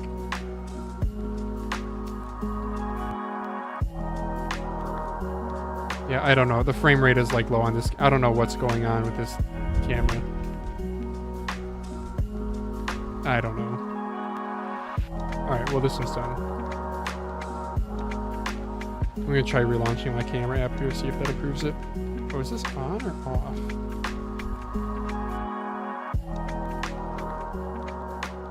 Oh, I got a flashing blue. Blue, okay. I don't know if blue means Bluetooth in this scenario. I guess this mouse doesn't have Bluetooth? Okay. Well then. That's a thing. Hey doggy. You guys like my dog? I like my dog. Look at this tail. And all you use it to do, all you use your tail for is for whacking the laundry machine when you're excited when we come home from work. Silly girl. No door equals 0.5 grams W. Yeah. Did the same thing once with the door. Yeah.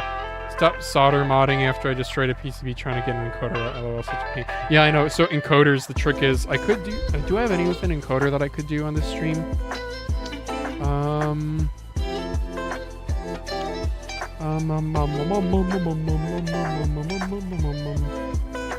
do we have here? Infic INX. SC800. VXCR1 SE. Is the Royal Kludge one that I wanted to do?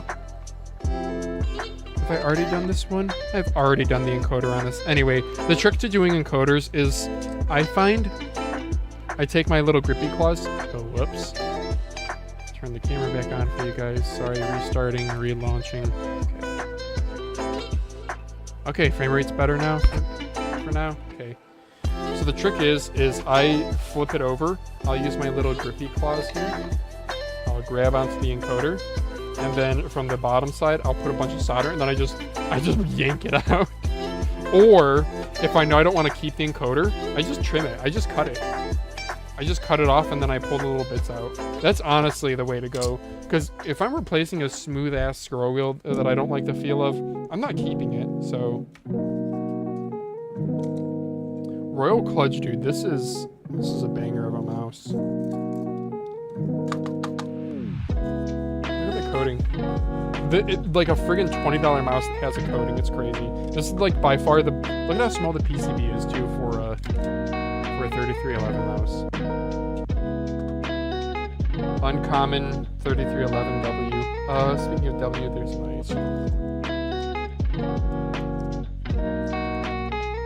Yeah, dude, what a nice mouse. Although, you guys can see, guess who sanded too much? Yeah. So what happens is from the heat, I did not wet sand this one. I have learned so much from sanding the bottom of mice. You want to use a little bit of water for heat dissipation. The bottom gets a little bit warped. You can see a little bit frowny facing. And because of that, this back end got extra abrasion. Nice. I do not have to reset the power slider on this one. Okay. Okay, we'll put it back together as is. Put the battery back in this guy. JST 1.25 millimeter. Is this even in the dock? Have I ever put this in the dock? JST 1.25 millimeter. RTB pinout. 250 milliamp hour. 3.7 volt, weighs 4.88 grams.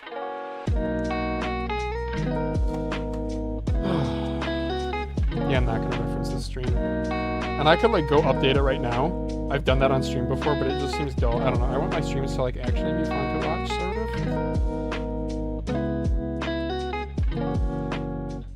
I'm glad you guys use the mouse modder spreadsheet. It makes me happy when I randomly go into it to edit something and there's somebody, you know, there's little icons that show when somebody's viewing it. That makes me happy. There's been a couple times that I've gone into it and there's been like 3 people on it, Which very well just might be the same person in 3 different browser tabs. But, you know.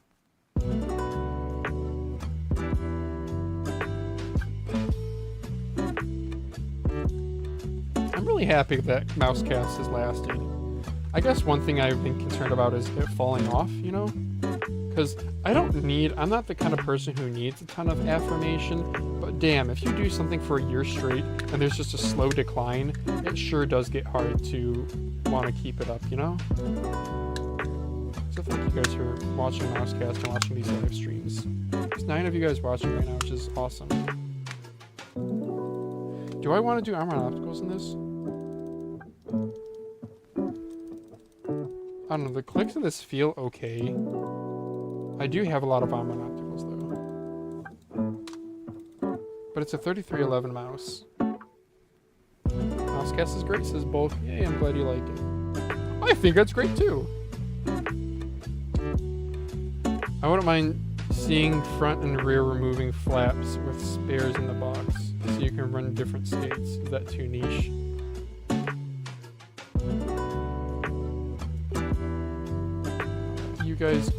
So you guys could help Soul out in bulk.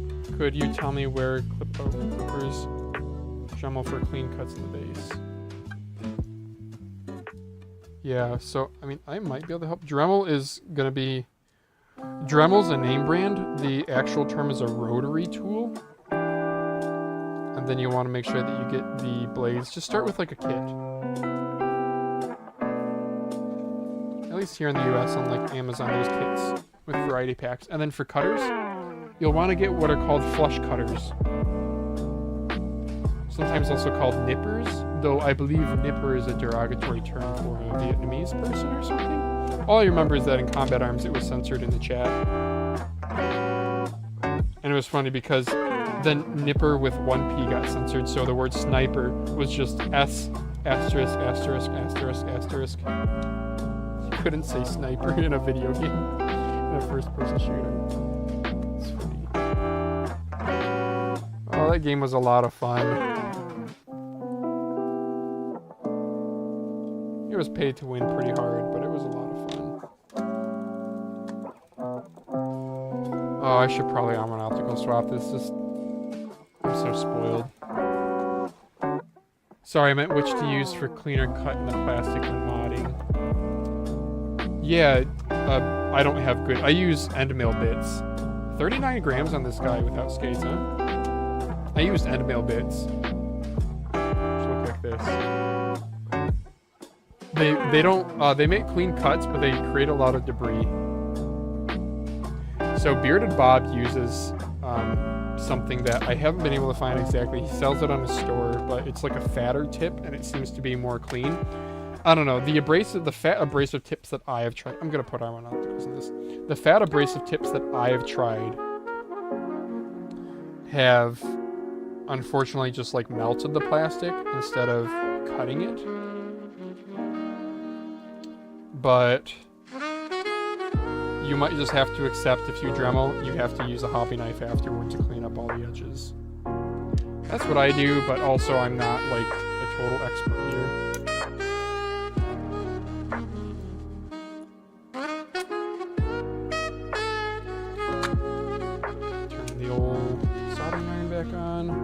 Pop this out. Goodbye.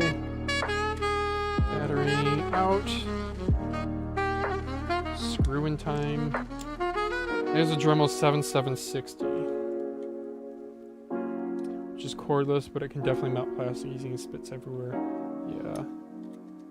Yeah, I mean, I have some pretty low power Dremels, and I mean, they still work. These are just like 3.7 volt Dremels, cordless. I used a corded Ryobi Dremel for the longest time, and I would run that on like the second to lowest speed setting. So if all your Dremeling is thin-walled plastic like computer mice, I would say a like 4 volt or even like a 7.4 volt cordless will be plenty of power.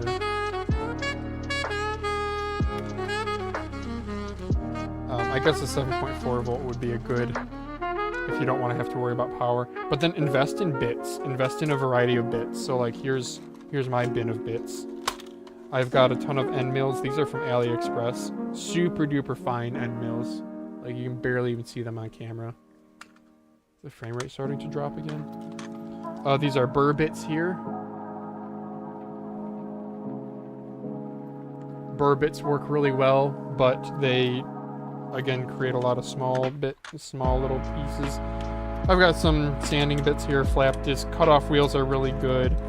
Oh, brushes are good to have too, because brushes make cleaning up holes easy. And you'll want to make sure you have multiple brushes, because as they wear down, they get shorter and shorter. Like, here's a new versus an old brush.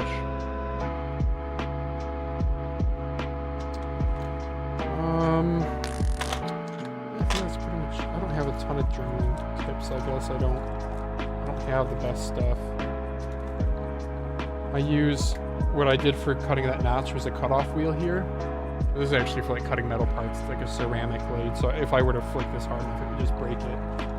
And then I have a brush on this other one. I have two because I got one as an Amazon Vine item, and then I think I bought the other. So I just always have them attached with different bits, so I don't have to swap out the bits. But yeah, I keep the cutoff wheel and the brush. Alright, we're gonna pop these switches out the cheaty way without using a desoldering pump. Encoder choice for the RKM3 is terrible. First thing I swapped out. Oh, good, you did swap it. Yeah, I have an Alps in here. I don't even remember what it came with, but I do remember it being smooth. I might have put that in the spreadsheet.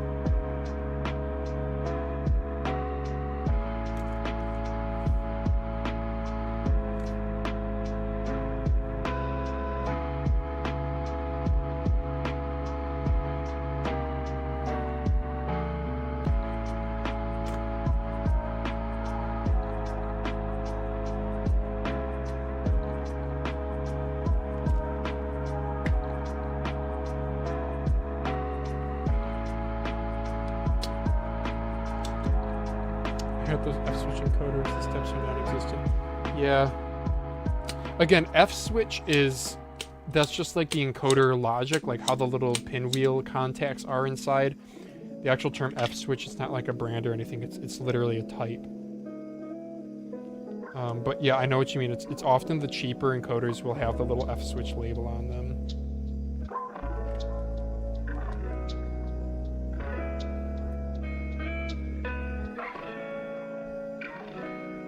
Even like TTC Gold dust proofs, I've had a mixed bag with some. Like, if you look at the manufacturing tolerances on their data sheets, they're not. Yeah, they're kind of a. Like, isn't it like a 30 or 40% variance or something like that in the torque, in the wheel torque? Because I've had some that have been really notchy and others that I'm like, wow, this is a TTC Gold. You know, it's not insane. It'll be like, on my tactility rating, it'll be like between a 6 and a 9. So like, it's still going to be on the more tactile side of things, but... These Swano Blue Shell Blue Dots, by the way, are pretty good. They're a good budget switch.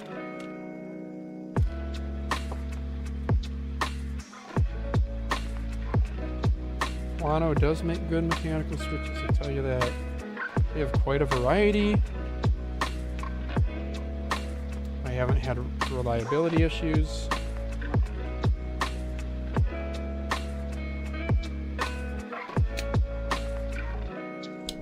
Hey, Lauren.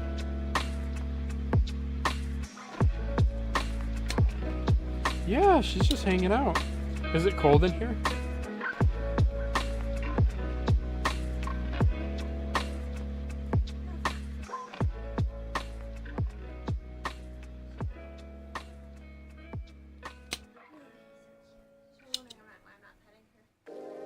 Oh, because you're talking to her? Are you on stream? Oh, your hand is. Your hand's on stream.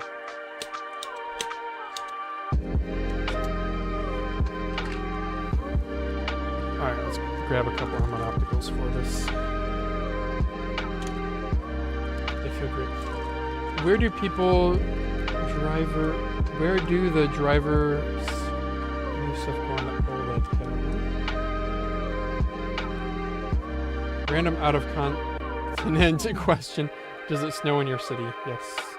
Yeah, we get a good amount of snow here where I live. Yeah, not yet. Though it's November now, so we should be expecting snow sooner than we want.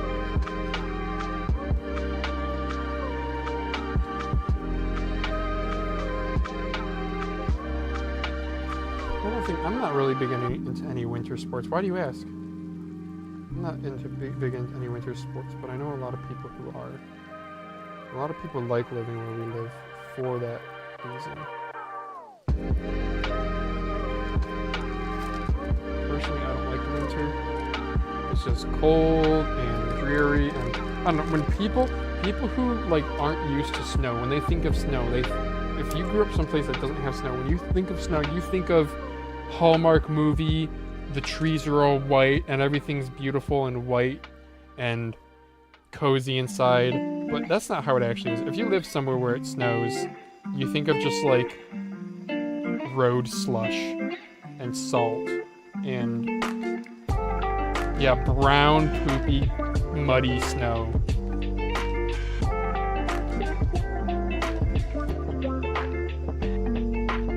And like the rare occasion that you'll be driving through your neighborhood and you'll see some kids who made a snowman, but then the snowman is like half melted because, you know, good packing snow is where it's on a slightly warmer day. Because when snow is like really, really cold, when it's like below 10 degrees, snow is like really fluffy. But then when it's like closer to its freezing temperature of 32, you know, it's kind of more clay-like. So it's like really good packing snow is what I used to call it. Like really good for snowmen, for snowball fights. I live winter as a tourist. As a tourist, wow. Oh man.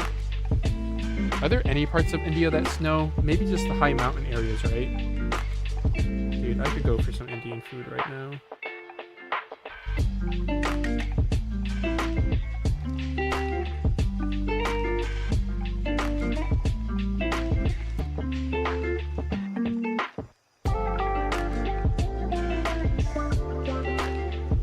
Gotta make my little icicles.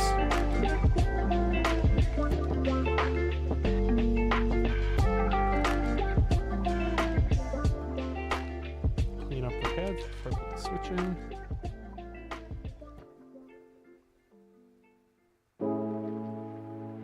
Nice. That'll do.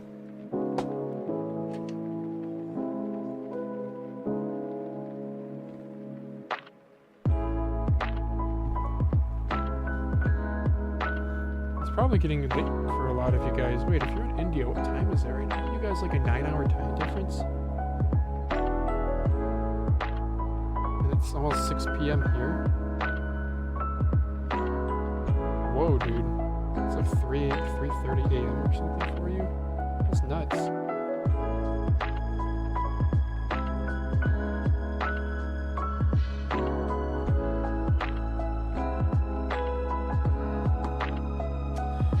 Who should I reach out next for a Mousecast guest coming on the show?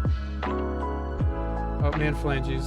Would a OLED glass pad, what do you mean by OLED, like there's a screen on the pad, be logistically possible? I always thought that since the monitors are so thin and centerpiece is a thing, it would work fine. Maybe even touch sensors like an iPad.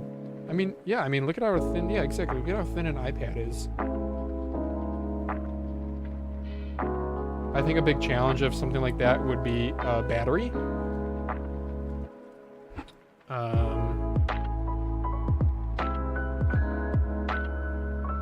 Like obviously price too.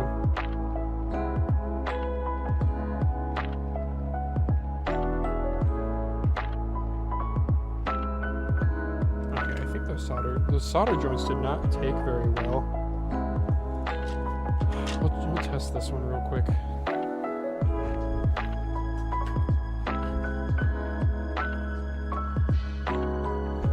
Sorry, Windows sound is me, and the Windows USB sound. Sorry about that, guys.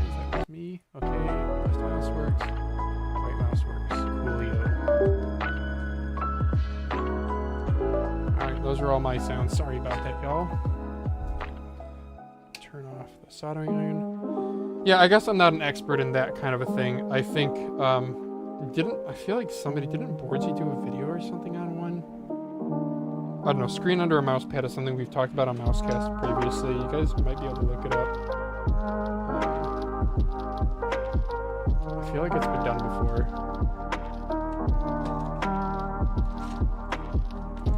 Like recently, that is. Not... don't feel bad for being out of the loop.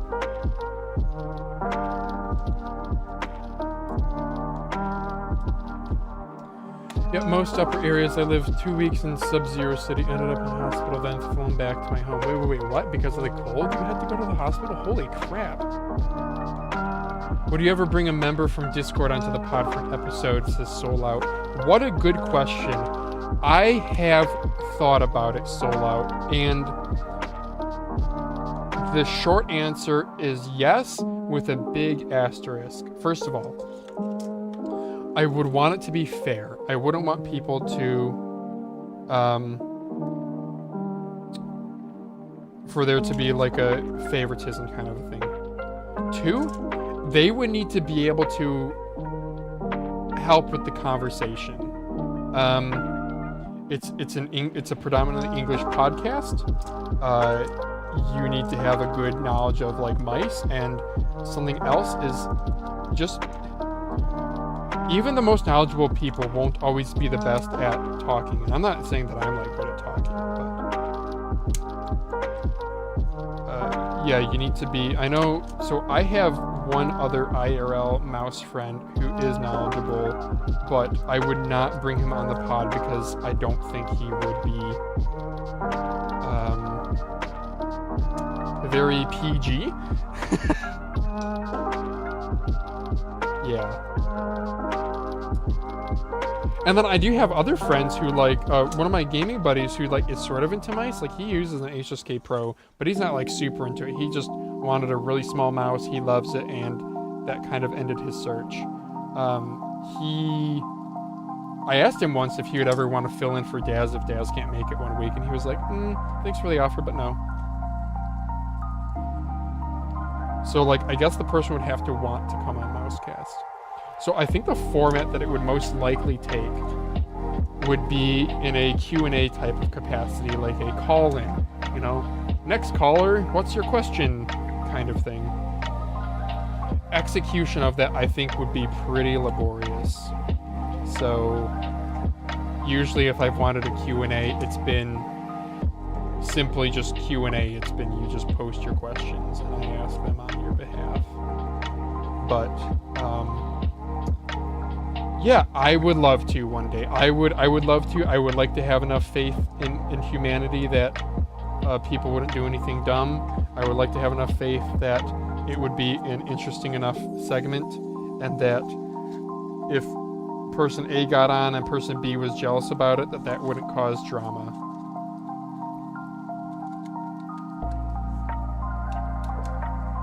So there's been one Mousecast that I did without Daz, right? And Daz ended up popping in during the personal rambling section, like right at the end. And I want to say that was the moment where that pod was the one where I explored. I sort of thought experimented that out, having somebody from Discord come on. I don't know, like I would be more down to have like so like Shouldoge does reviews, and he's a mod on our Discord. And I've met up with Shouldoge IRL. Like part of it is having content online to see how you present yourself is important. Like, I'm not gonna lie, guys, every single guest we have on the show, if I haven't talked with them before, the first time we talk is usually the like 5-10 minute prep that we do before the show. So far, everyone's been good, but I do sometimes fear. Oh, that feels lovely. Oh, that feels absolutely lovely. Sometimes I do fear that one day I'm going to get somebody and they're just going to be really hard to understand, or they're just not going to have a lot to say. Yeah. Luckily, we've been really happy with all the guests so far. I have nothing negative to say about any of our guests. Like the only sort of learned experience that I've had from having guests on is to always extend a courtesy of, I have what I call my boilerplate template that I send out to potential guests beforehand. That's like, you know, webcams are optional. If you want the list of questions beforehand, let me know. Here's a couple references if you want to know what the stream is about. You know, a couple past other interviews so that you can kind of know what you're signing up for. That's only been like my only real lesson learned that actually was effort on my part, is that before I have a guest on, I always send that out, because you want to be fair about their time, you want to be fair about their expectations. So we've been very lucky. I'm a noob tech compared to you. Do you need a battery if it's plugged in 24/7? Do you need a battery if it's plugged in 24/7? What? No. No, a lot of mice, a lot of wireless mice, just the way the electronics are laid out on the PCB, when you plug in the USB-C here, you can unplug the battery or turn it off, and it'll still run. So, no, generally no, but you have to test it, because not every mouse. I have had mice that with the battery unplugged, if you plug it in, it still won't work. Articulation is a key part. Even then, I'm not great at articulating. I do know the Matrova podcast, we had Brandon Tier, who's their tester, and in the very first question, he kind of fumbled his answer a little bit, and after the pod, he said something like, I wish I was more succinct. That wasn't a problem on our end. Like, Daz and I can handle it. If somebody's getting long-winded, we can try to keep the conversation moving. But I do know from his side, I don't want them to feel like they've made a bad impression of themselves or of their brand that they're representing.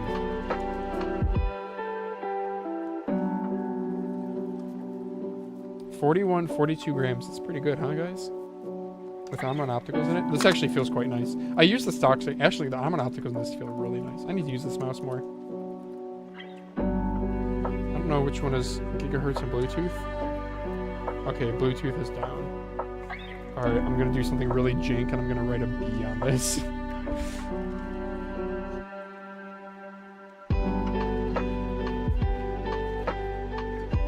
And then, should I try doing a Wi-Fi symbol for the top one?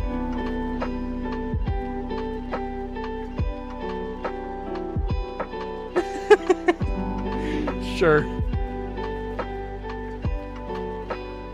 It doesn't look absolutely terrible. Okay. The OLED battery question. Oh, sorry, the battery. Yeah, probably not. No, if it's just wired, then no, you don't need it. For example, Melon can talk getting in detail without getting boring. It's a skill that comes only with public speaking, like you're doing here. I don't know. I don't think I'm that good either. You guys do a great job at keeping the conversation casual and flowing. You guys got your flow now. Awesome. Glad to hear. Yeah. A while back, I went back and I watched the original, their very first Mousecast, and I don't think it was hard to listen to, but we definitely have improved, which is good. The problem I have is, like, even my own Mousecast, I watch it like 2x speed. I talk too slow for myself. Daz is better at being succinct with his points. But, like, that's another thing. There is such a thing as being overly succinct. Like, in business and stuff, being succinct is excellent in, like, normal conversation. But when your job is to entertain, which is a podcast is kind of that. It's half entertainment, half informational, or at least ours is. You want to be able to keep talking to keep things engaging. What mouse do we want to do next? I'm looking down here. Oh, I'll do the ACO AG1. This is a fun one. I got Kale White Blades in it. Got a goofy, this uses a goofy 2-pin battery. This is like a Zowie FK clone. This is actually a really nice mouse. I need to polish the sides.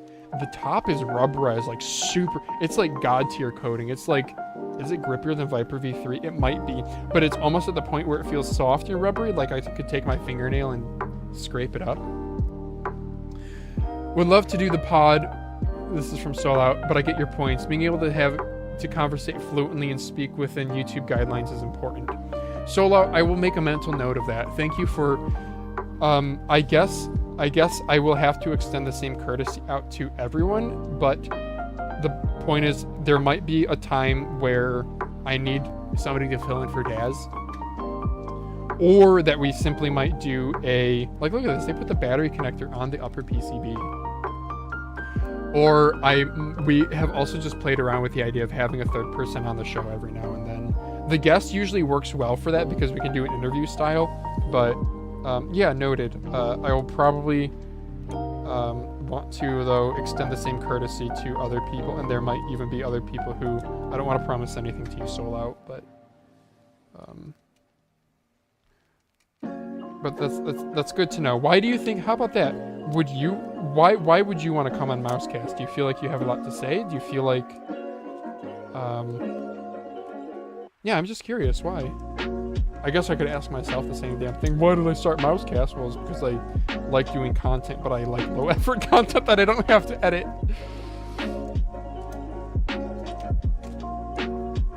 And I like being a little bit more technical in depth. Yeah, these kales in here. Oh, this is stock with the kales. Look at that. Yeah, that's not my soldering. Turn the old solder iron back on. Take my water bottle off my mouse.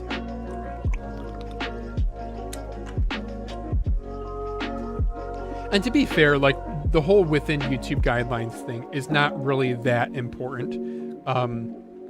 Daz and I have learned, if you guys haven't been able to tell, we just try to keep the vulgarity out of like the first half hour or so. I don't think YouTube minds beyond that. And at the end of the day, when I say YouTube minds, it's AdSense that minds, right? And I have made a whopping $30.41 over the course of like 20 some mouse casts since June or July. So I'm not really, I would happily take engaging conversation at the expense of $1 or $2. That's literally, I don't know, guys.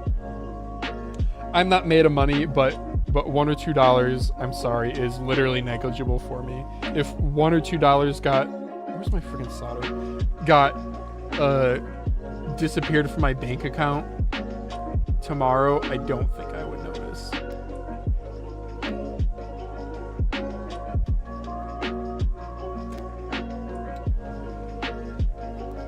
You guys do a lot. You guys got your flow. Did some Googling and turns out F-Switch encoders are made by F-Switch Electronics Co. Limited. Wait, really, Mr. Elkale? No way.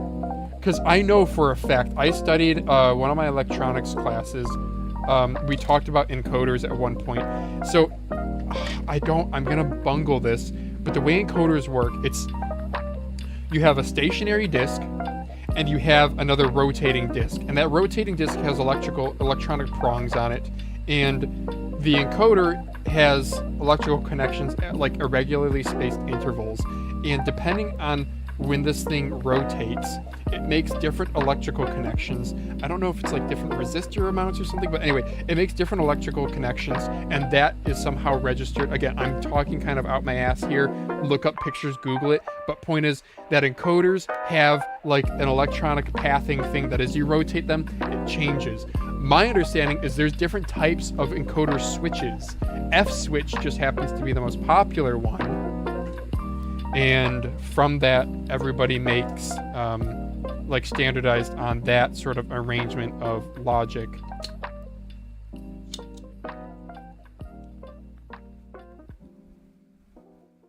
I hope I'm not mistaken, because I remember it was either in an electronics class or maybe my software design class, but I remember like having to, I don't know, just like learning that there were different types of encoders. This was before I was into mouse stuff too.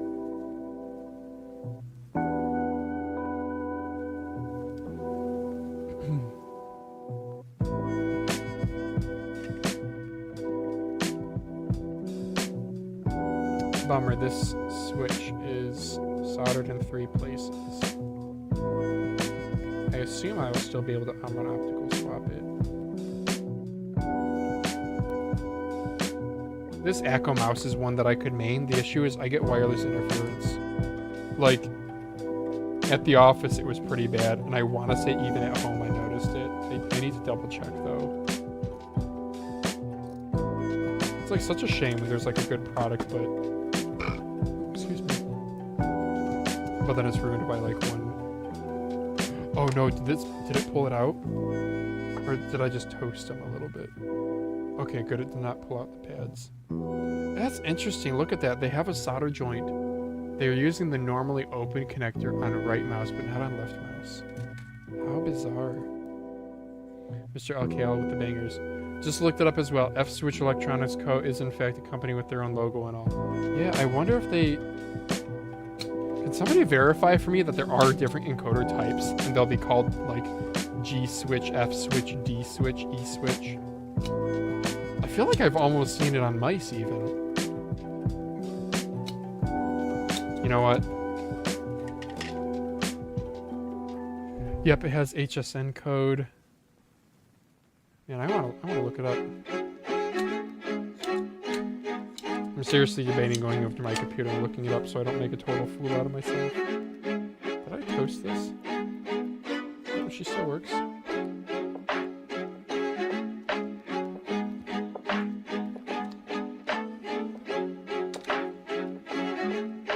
What is HSN code? HSN code, is that just like a company code that's saying that they're like officially, I don't know what HSN code means.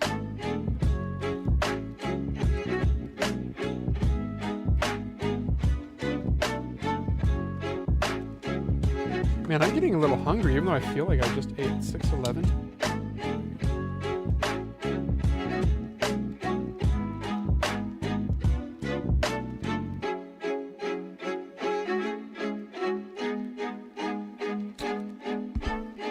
Bonk. Sorry. Did not mean to bonk that there.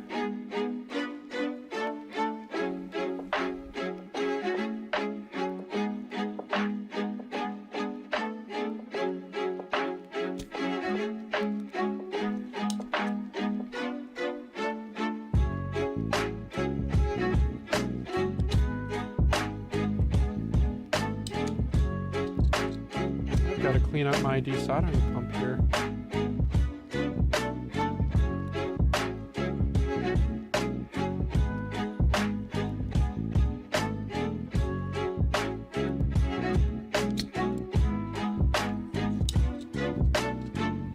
We'll do it on the Discord later when I am asleep.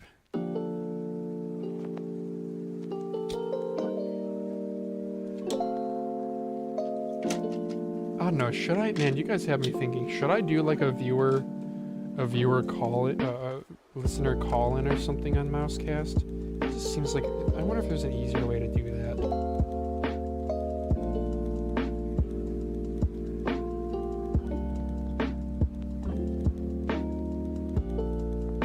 It would be kind of fun to, instead of simply doing a Q&A, to have like a 5-minute discussion per person, but we'd have to be a little bit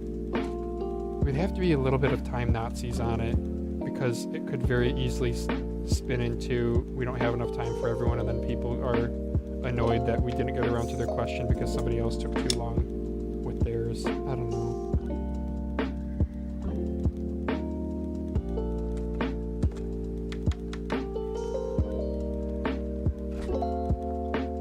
There we go. Got that solder out of there. Yeah, this is my favorite solder sucker. Oops.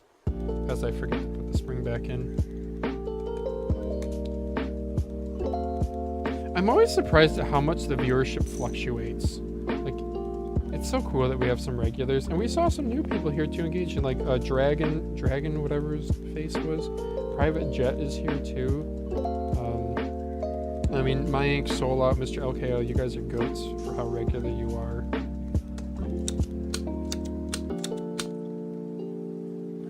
Big old chunk of solder. Yum, yum, yum.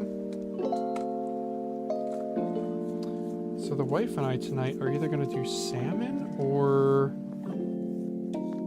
maybe some chicken. Man, you know what I wanted? Tacos. We haven't had... Tacos are like one of our staples. We do tacos like once a week. And we haven't had one in a while. Dude, my dog is so good. Look at how good my dog is. the best dog, you know that? Other people think their dogs are the best, but it's actually you. Oh, I know, I wish you could prop up there better. Should I get you like a pillow or something?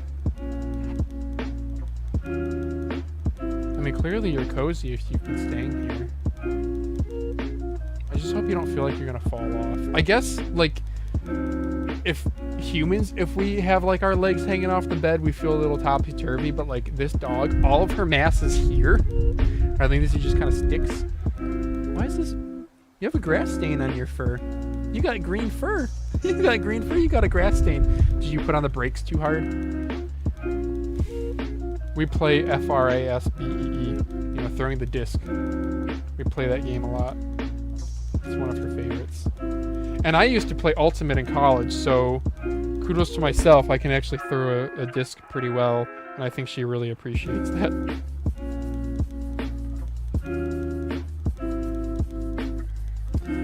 Alright, let's get a couple armor obstacles. Guys, I have to order more armor obstacles. I'm pretty sure I'm pretty sure I've gone through like over half. Probably like 60% of mine after spending $70 on armor obstacles. So worth it though. So worth it. It is so nice having an absolute favorite go-to switch. It is so nice. I mean, I went through, guys, this is just like, I have so many bins of switches. Oh, this isn't really a big bin. But I have so many bins of switches of just trying out different ones.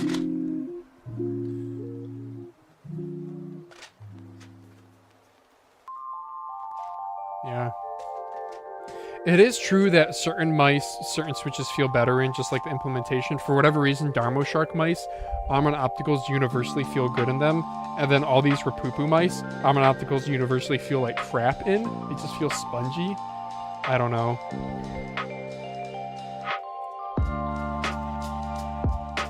So there still is a little bit of switch selecting that I like to do, but boy, is it nice to have just this a really good baseline of what I like.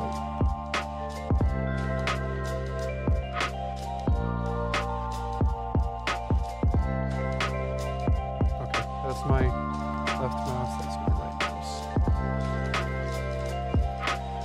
I do wonder though, as I bin my switches more and more, if the bottom of the bag is worse and worse switches, you know? You can hear my dog breathing. Her face is like pushed up against that thing.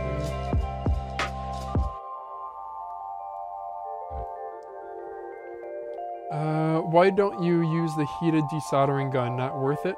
Yeah, it works. I don't have a good holder for it. My desk, I like do not have enough space here, guys.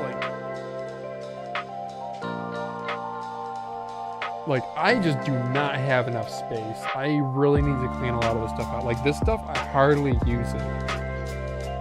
What I really need to do, I feel bad, I should really get rid of a lot of my wife's stuff and use this shelf for storage of things. Like, for example, this is an O-ring kit that, again, I don't use it all the time, but every once in a while, I need a random size O-ring. You guys see the light banding? You can see, yeah, so here's the heated desoldering gun. I would need to make a holder for it, which isn't a problem, I could do it, but I don't know, my method right now also works pretty well, and the heated desoldering pump is really good, but you still have to clean it out, and my method right here works really, really well. I don't really have issues, so kind of like why change it, but yeah, what I really need is just more workspace. Someday I will finish my basement and I'll move into the basement, and I'm going to make sure that I have myself a lot of space. I do like my current setup though, where I have my... Why does that feel like crap? What? Is it rubbing on something? Oh, it is. Okay. Where I have my computer right behind me. That's really nice to just go live and then walk over here.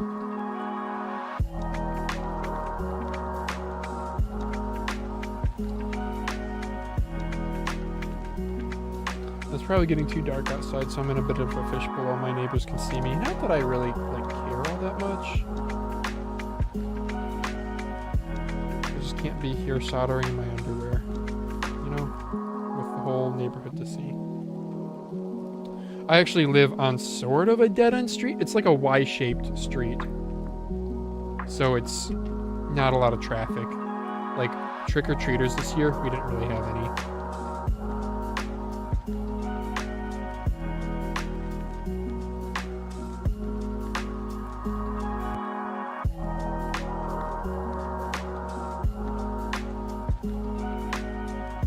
Okay.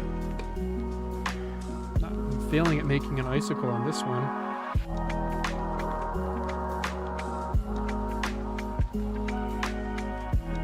Go. Sometimes I notice you gotta use like fresh solder when making an icicle. Oh, that one was too fat. I don't know if that's gonna get through the hole.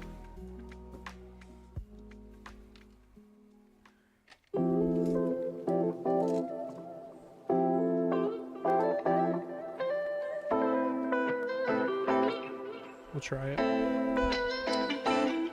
You could do 2 racks instead of koalas, but then koalas get angry. Yeah. What do you guys do on Halloween? I've never seen it outside of TV. So,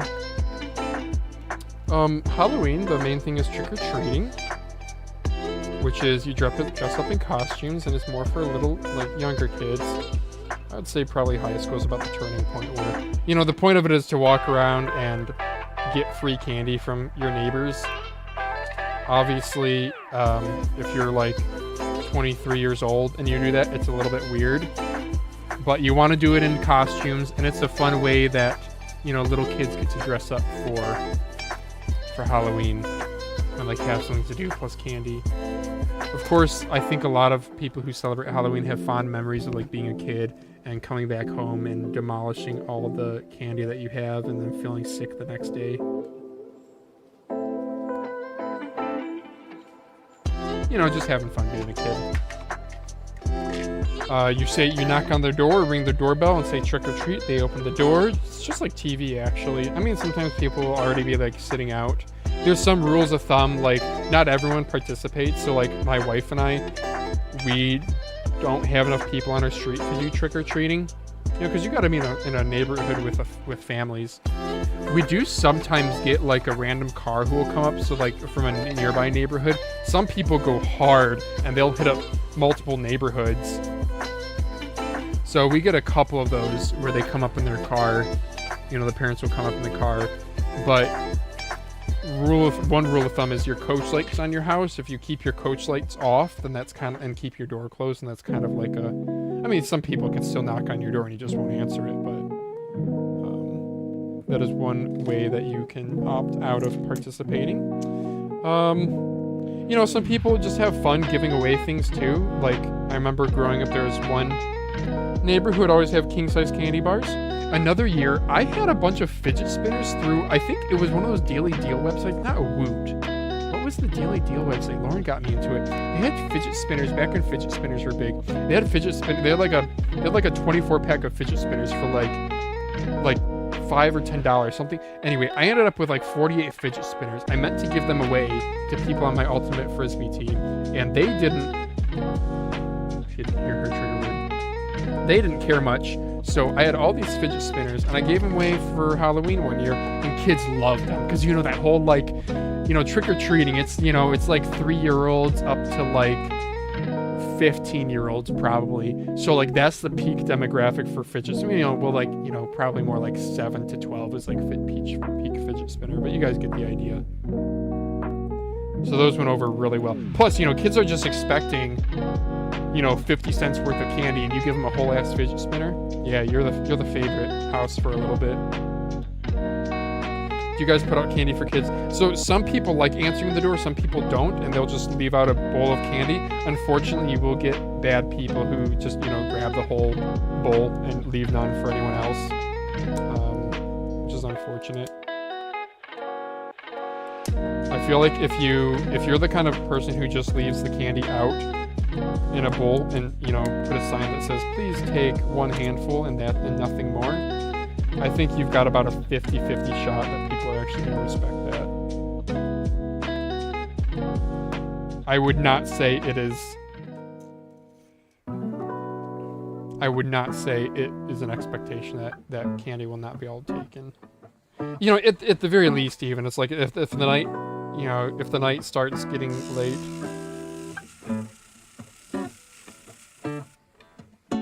If the night starts getting late and there's a little bit left, I bet you whoever goes is just gonna, whoever shows up is just gonna take the whole damn remainder.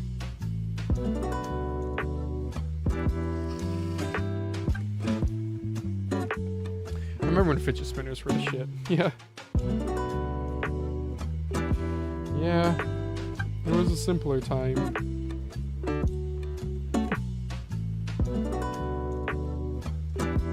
Am I missing a button here? See that? I'm like missing the DPI button or whatever that is right there.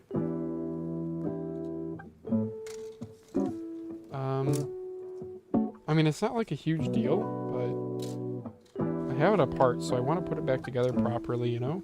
What I will do is I will sand this guy down. Turn that off, the solder away. Screwdriver.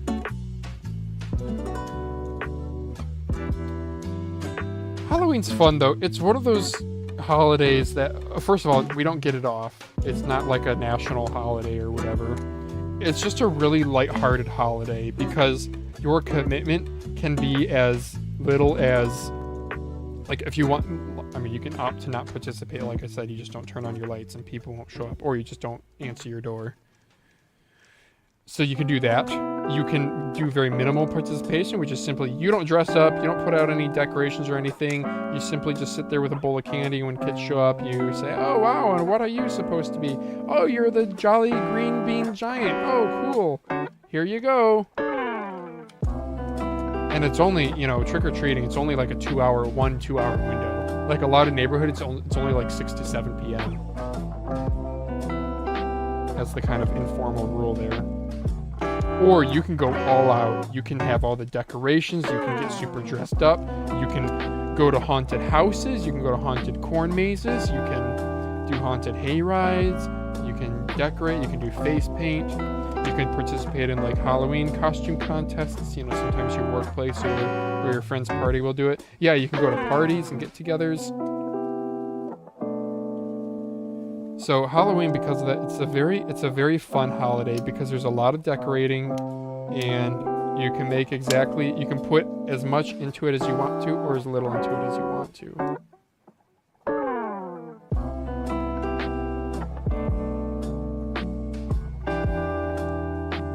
I remember playing Opinionation, which is a local bar trivia game type thing, but instead of like being strictly trivia, it's like Family Feud style, so it's like, you know, you want to maximize.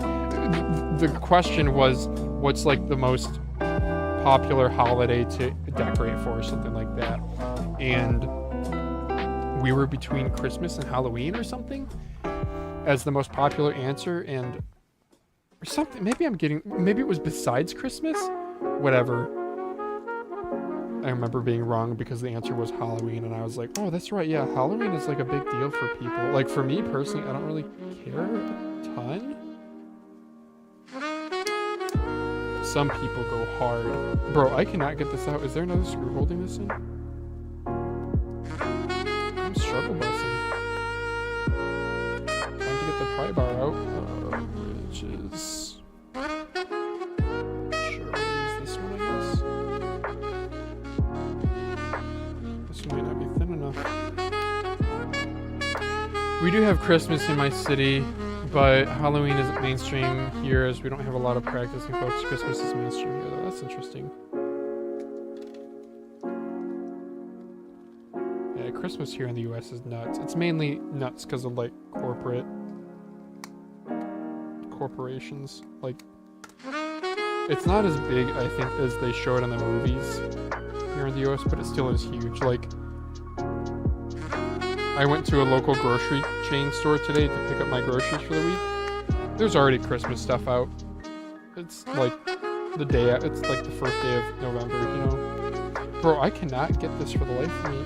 How do I...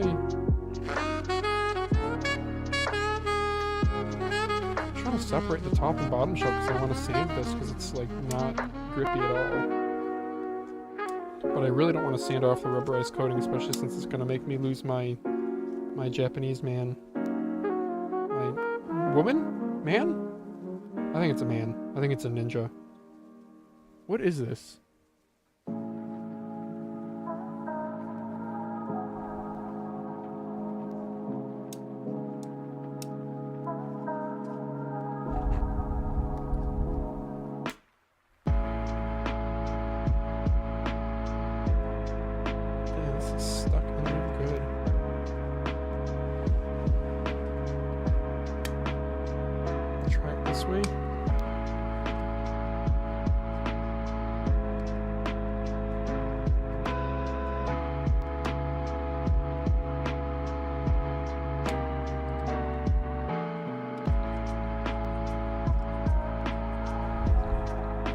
Just printed something. I gotta ask her what time she wants to do dinner.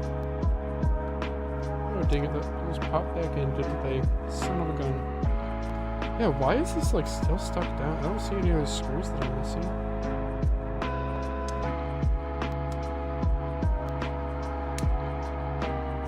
Halloween's a fun one. You know what? I didn't get invited to, two of my friends, David and Kat, they usually have a Halloween party. I wasn't invited to one. Or maybe I was. Maybe I was invited on Facebook, which I never checked. Shoot, that's a bummer. I would have gone to that. I wonder if it's today. Because, people work. I don't know. Halloween was a Friday, though. I bet you it was tomorrow if they did one. I should check Facebook and see if they invited me to one. Bro, I cannot get this mouse apart. And what am I missing? All these screw holes, there's no screws in them. That hidden one, there's nothing.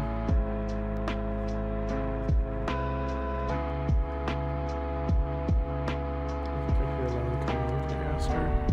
Hey there, 2 questions. First one, do you know if we were invited to any Halloween parties tonight?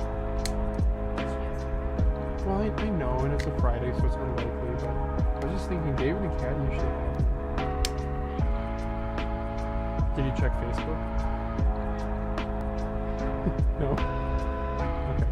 Second question is... when do you want to do dinner? Oh, you want to make chicken piccata? Oh! Is it a surprise? Oh! Are you starting on it now? Yeah. Okay, wonderful. Oh! That's the only response I have. Okay, about how much time am I looking at? Okay.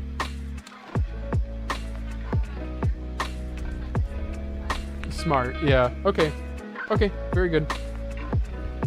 Yeah, so we'll probably do dinner I'll probably end the stream in around 45 minutes. So hopefully I can actually get this frigging mouse apart and move on to my next mouse. Bro, I don't want to break it though. Like, look at all the honeycomb in this. It's not very strong.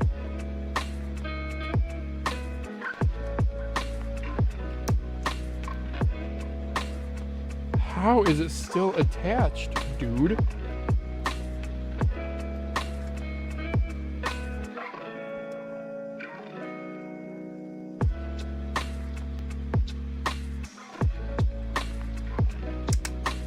Wow.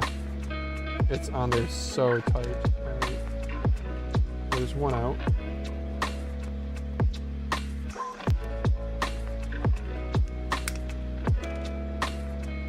There we go. Cool. We can sand this up now. I remember when Fidget Spinners were the crap. We have Christmas. Is it hard to get new mouse releases from China and India? Oh, there goes the dog. Isn't that what Neon Thunder in our Discord talks about? He has to ship it to like a guy. There's kind of under the table methods.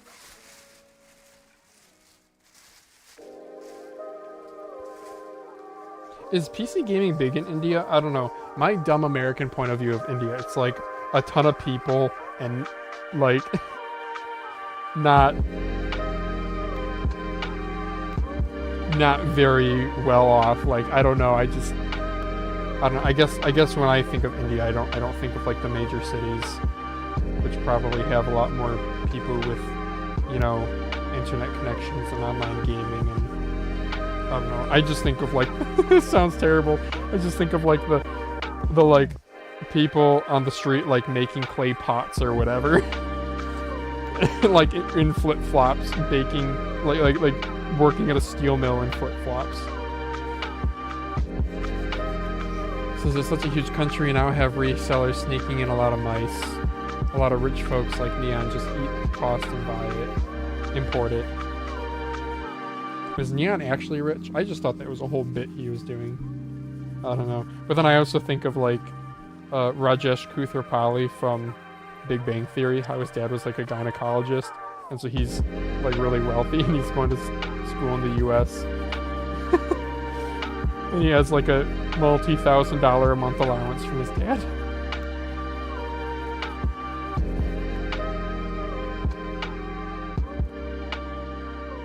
I think I've sanded this pretty nicely. I hope that makes it grippier. Oh, I'm kind of off camera here, aren't I? Well, I don't really want to sand it over this here, but this is what I'm doing. I guess I can a little bit, I'll just have to brush it off.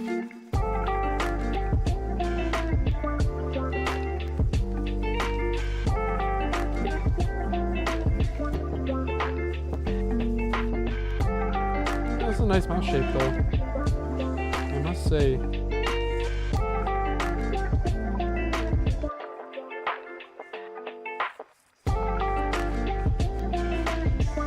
I hope I sanded it enough. I think I'll be able to do much more. This is a very low profile mouse. I'll call it there.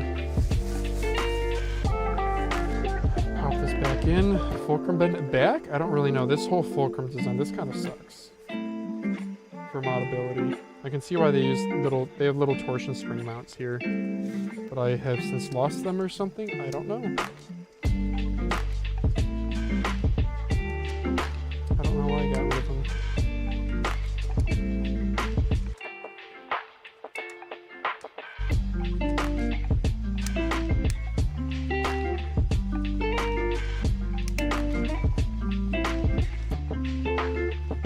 Okay, that actually feels kind of nice. It might not be the best, but that's okay. At least they're soft. Yeah. I don't know what I did with my DPI button, it's fine. IDK Nana is just yapping how a ceramic mouse would be cool. Yeah, that is somewhat correct. Most of us on Reddit or Discord are what you would consider prosperous. Maybe rich isn't the right word. Yeah. Prosperous is a good word. You're not wealthy, but you certainly are better off than a lot of the, I don't want to say working class, but of the, like, well, here in the US, we'll call it like blue collar, right? Blue collar and white collar. So blue collar is typically lower pay, lower skill work, usually often more manual work. And then white collar is corporate. So the idea is white collar is because you're wearing a nice button-down shirt that's tucked in. You might wear a tie, business class. And then blue collar is, you know, you're wearing like a jumpsuit because you're a car mechanic that has a blue collar.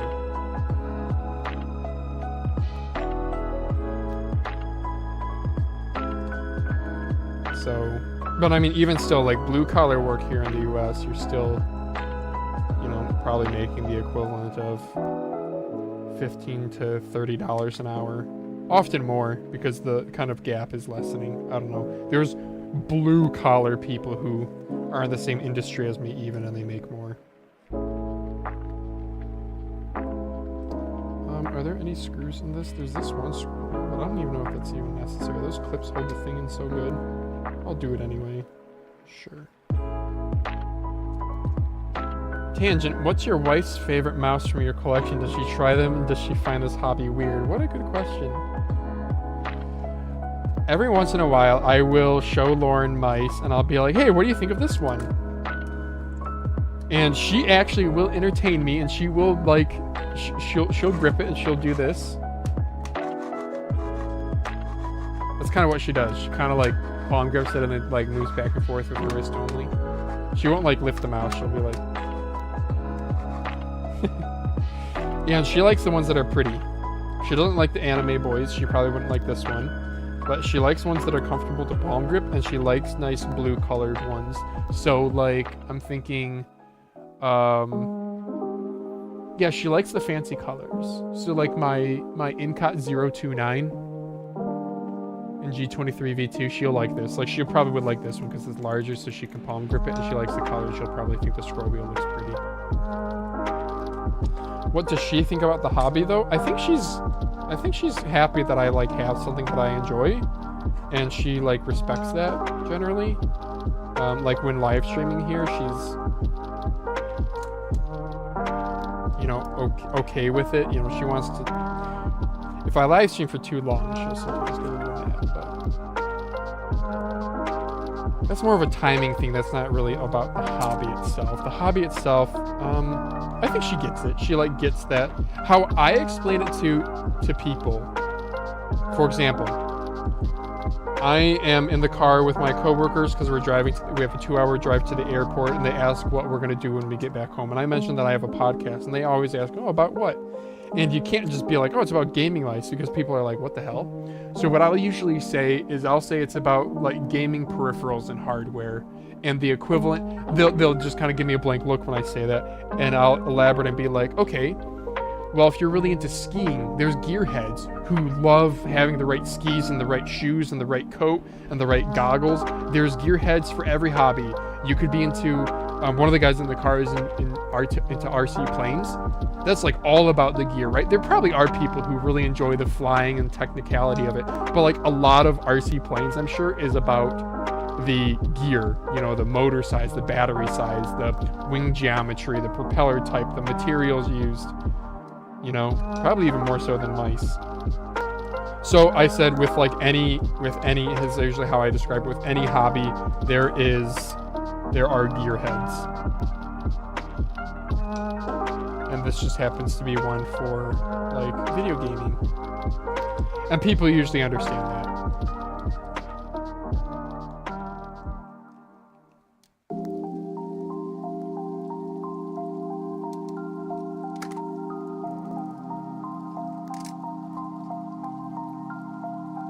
Everybody needs something to consume their free time, tinkering time at home. That's what it is for me. Yeah, I do agree. I have a coworker who divorced his wife, not so amicably, but they still have like adult kids, so they still try to be, I guess, decent towards each other.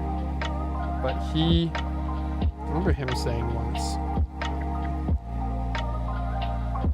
his new girlfriend of like 6 years or something, he said one thing that he really likes about her is that she has a lot of interests. She's actually a hairdresser, but she like owns her own business. Like they own multiple Great Clips locations, which is like a budget haircutting place. They own like 4 chains of them.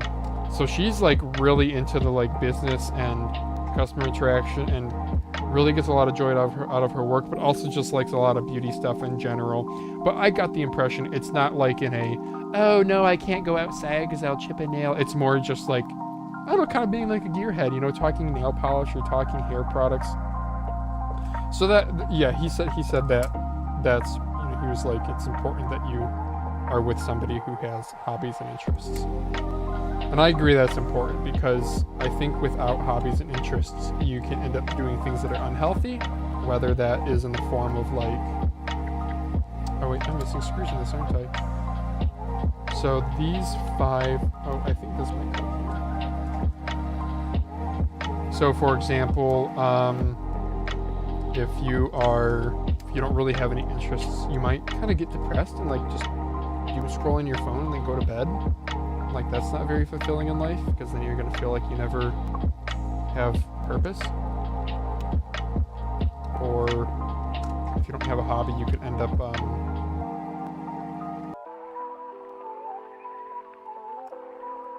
like really relying on other people for your entertainment, I guess.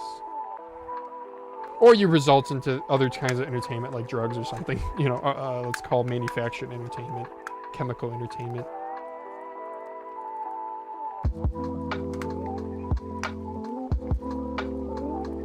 Oh wow, the amount of articles in this actually feel really nice. RC and drone stuff is expensive. Yeah, I know. And what my coworker was telling me too, he's like 50, 55-ish years old. He was saying a big difference between RC planes and RC cars is when you crash an RC car, you know, you might bend an axle, you might break a body piece or something off. But like in general, you can often still drive it, and you can just go pick it up when it does crash or something. With a plane, he's like, it's usually picking up multiple pieces if you can even find them. You know, he says there's two kinds of crashes with planes, either where it comes apart in the air or it comes apart when it impacts with the ground. And he said when it loses something in the air, that's tough, because especially these like bigger RC planes, you're flying them in big fields. Same thing goes with like quadcopters. I remember I have a buddy who is like was big into like FPV drones. First-person video drones. And I remember asking him like where he likes to fly, and he mentioned one place, like an abandoned hotel there with this huge business hotel, like this huge parking lot, absolutely massive parking lot. And he's like, I used to fly it there. And I was like, really? That seems like really big and kind of weird because it's like abandoned. And he's like, well, it's guaranteed that there's nobody around. And I was like, well, don't you want other people around, like, spectating? Isn't that kind of cool? He's like, they're soft targets. I was like, oh, yeah, that's right. You don't want to, like, run into somebody because you could seriously hurt someone. Dude, the armor opticals in this feel really nice. Oh my gosh, they feel so nice. They're kind of loud, but they feel nice, buddy. What are you modding it into? What are you modding it to do? Oh, I just put armor opticals in this, and, I have power? I do have power, so that's Bluetooth. That's 2.4 gigahertz. Hi, dog! You're gonna get your dinner soon. I don't know what these holes are from. Oh, that might have been from sanding. That might have been something thin there. I do need skates on this. This is gonna get nice skates, because I want to use this mouse more. I really like the shape. And I think VXC R1 skates are gonna go nicely on this. I hope I have some left. I ordered a couple more. The XR1 skates are where it's at. I gotta not tell you guys though, because then you're gonna buy them all up. Sora, M-Chose. Oh no, am I all out? Oh no, oh no. Kinda wanna watch a movie with the wife tonight. I wonder if she'd be down for that. You know what's an old movie that I haven't seen but I want to is Hellboy. Do you guys ever see Hellboy? I want to see the movie Hellboy, and also another old one that I have never seen is the Lego movie, the original one. I know they have a whole bunch. I actually saw the Lego Batman movie, but I have not seen the original Lego movie. Is that sad or what? I'm tired of these skates coming off, so I'm just going to tape them down like that. Dog hair and all. Heck yeah. Yeah, I don't have VXC R1 skates. This is Razor Viper Hyperspeed, Sora, M-Chose, A5, Sora, Viper V3. What can I fit on this? I could damn near do Viper V3 skates. Should I? Is the Echo dongle magnetic? It is. So I could put a magnet in here. That's probably what I should have done. Do I have a magnet in here? Oh, I do. I do have a magnet right there. Look at that. The whole scheme of things PC gaming is on the cheaper side of hobbies. Yeah, the thing is, PC gaming in general is a really affordable, like, for the amount of time, like, cost per time is really, really strong, any sort of gaming, because I don't know, you can get like a 60, let's say you spend a full $70 on Battlefield. If you put 1,000 hours into it, dude, 0.7 cents per hour, right?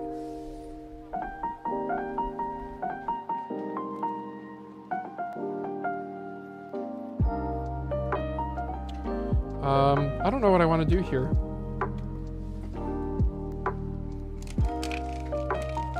looking over my other skates. I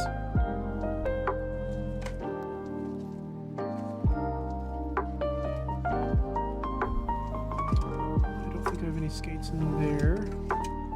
I might just do the Viper V3 skates. They're kind of big. Let's just see if they fit.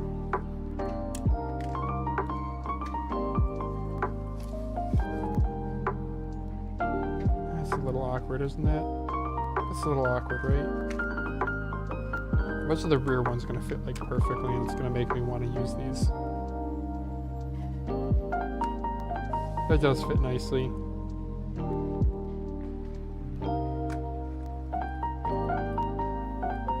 If I want to use this big of skate though. The Kale swords are getting swapped into... No, the Kale swords I just took out of this, so I put Armor Opticals in this, and I'm glad I did. They feel really nice in this.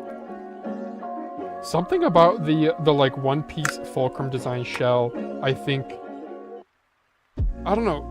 For whatever reason, mice that have hollow clicks, Armor Opticals seem to feel really nice in. All Darmo Shark mice are that way. They all feel solid.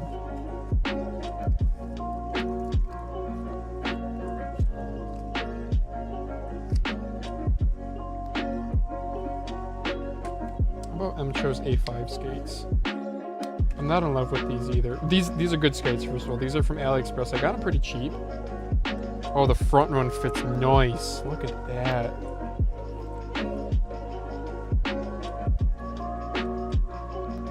That front one looks proper, huh? That one fits real nice. How about the rear one? The rear one's gonna be too narrow. I'm gonna want to put dots or something dumb on the side. This is just for a much smaller mouse. Yeah, look at how small that rear skate looks. Does it tip? She doesn't tip. I mean, a teeny bit, but it's really not bad. You know, we'll try it. We'll try that. I can always change it. And this gives me enough finger room to put my dongle there. Grab my dongle. Let's check weight. I should have checked weight without the skates, because I think these skates are probably like 1.5 grams. What do you guys think? You guys think mouse manufacturers should standardize all this stupid plus or minus weight thing is so dumb. I wonder if the asterisk to that is they're not including skates, or they're like saying it's plus or minus 3 grams because of skates. I don't know. I think though they should just all standardize on something. I get that having big skates is like makes your weight not as competitive, but I personally will gladly take the weight increase with having skates. 53 grams, huh? It's not technically the lightest thing, but it does feel nice. It's a Zowie FK shape too, which is a shape that I aim well with. It's not like the most comfortable shape because it's a low profile mouse, you just don't have a lot of area to grip onto, but that kind of makes me grip more tightly, which I think then makes me aim better. Is the base warped? No, it's just a little tippy. Okay. Yeah, it's a nice mouse though. Too bad I have wireless interference issues with it. Alright, we'll take that Echo, put the dongle back in it. We'll do the old water bottle trick on this one to get those skates nice and down. And I think I got time for one more mouse. Maybe the specs on the marketing material get decided before the mouse is finished. That's a good point too. I do know that was an issue with the Kaisona Jupiter. Remember they said the box art was like different? I could do the Incot G Hero.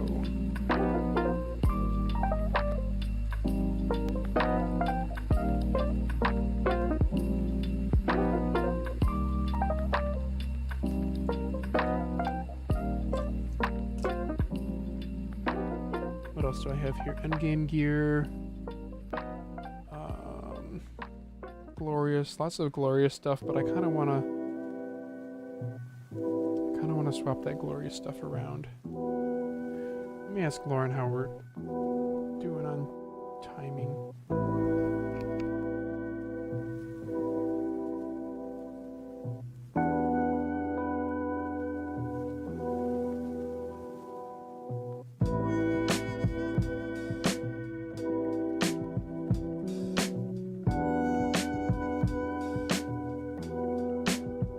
Lauren said that I gotta do a quick mouse because things are almost done for her. So, why don't we do this one? This is an interesting one. This is the Leobog GM3. You guys don't really know about this one. It's like a Viper V3 Mini sort of shape. It's actually quite a nice shape. The Attack Shark X1 I just prefer, but I don't know. I guess I sanded the base down on this because why not? Look at that, you can barely see the dongle door anymore. That's funny. Now when he said it, Thunderhead point makes sense. It's definitely not including skates in their base weight. I think non-black colorways also add extra gram or 2 to the weight. Yeah, I know that, but I mean, I just wish the industry could standardize on something. Because I get, like, I bet you there's... I wonder if there's meetings where they're like, yeah, we want a mouse that comes in below 40 grams, and one of the easiest ways to accomplish that is by having smaller skates. Which I would rather have an extra better skates, even if it costs me a gram or 2. I don't know if I want to do anything with this mouse. I hardly use it.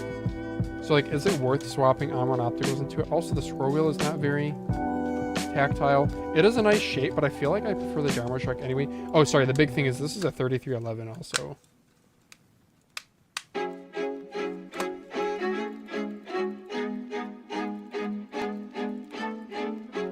Yeah, I don't know if I'm going to do that mouse. She wanted me to do a fast one, so that means something that I have not already...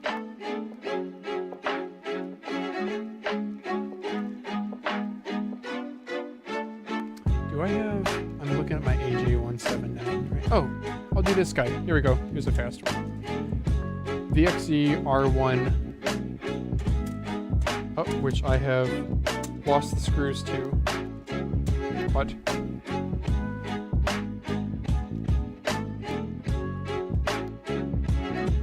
Oh yes, I dropped something on this earlier, so all the screws exploded and went everywhere. Okay, 1, 2 screws. I have to review that. I got the scroll wheel. Okay, I might just have to YOLO it with the screws. Yeah, here's what I did in my scroll wheel, by the way, guys. To add a pop of color, I painted it with nail polish. So you can't see the white once it's assembled. I guess you can see a little bit of it. Maybe I'm not so genius. I need more screws. So this is a mouse that I run mechanicals in it because the mechanicals actually feel amazing. These are guano blue shell white dots, and they just feel so good in this mouse. This is the SE version with the 3311. 3395 SE. It's a 3311. There should be some sort of standard when it comes to weight specs, or at least specify the weight of each colorway. Yeah, Razer does that. I don't know if you guys saw that. Razer does straight up say that white is 1 gram more. Death Adder marketing material, I remember saying that.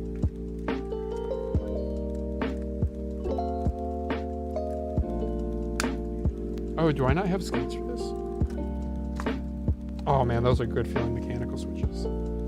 Okay, so the screws are, I think, these ones. So I got 3 screws. I gotta find another one that looks similar.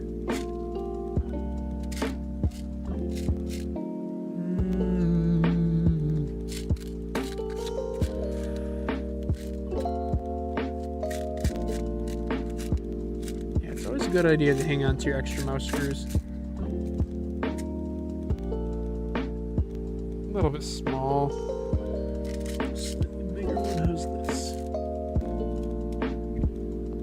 That looks proper. All right.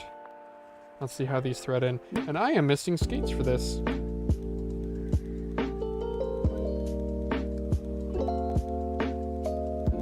I have the skates up here? And this is a VXE R1, so maybe I did dot skates on this previously.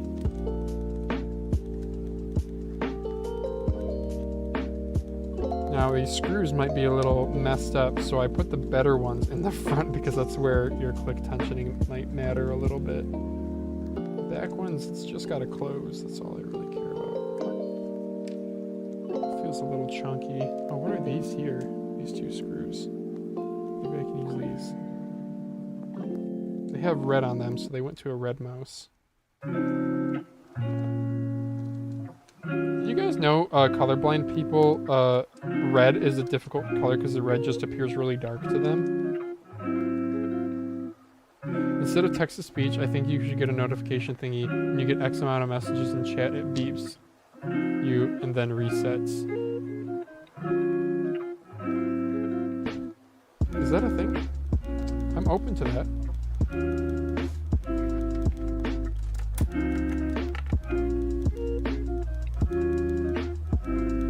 I do have...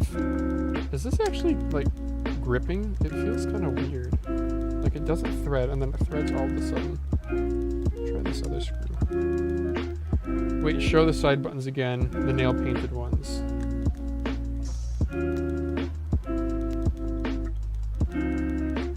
Yeah, so nail polish is nice because it's usually a pretty durable coating. Because it'll bond really well because they usually have a solvent in them. Which, that's the problem with painting mice. Oh, look at this. Something spilled on this. Oh yeah, I think I spilled acetone on this. Yeah, I don't know. I just did the red because it looked nice, I thought, but... whatever.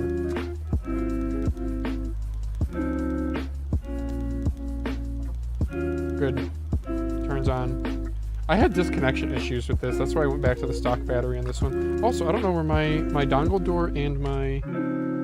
Here, you guys want to see the side, I guess. I gotta find my dongle and the dongle door.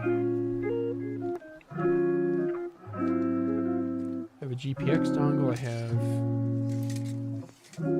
Okay, well, maybe it'll turn up someday.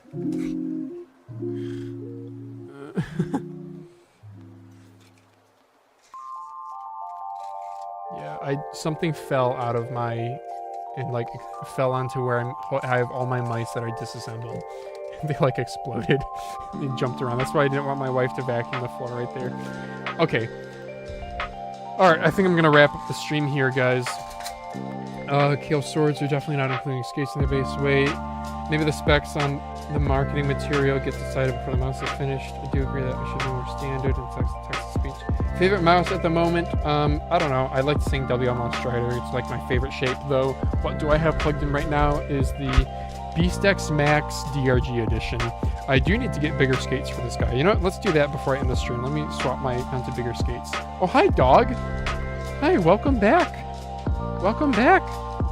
You're gonna get your dinner really soon. Are you excited for that? Yeah? Silly doggy. Do I want to battery swap this? I don't think so. It says Dragon Ranger on it. That's fun. The battery door. Oh, there's a little dragon on the back. I didn't realize that. You guys see that? Yeah, we got a little dragon in the butt.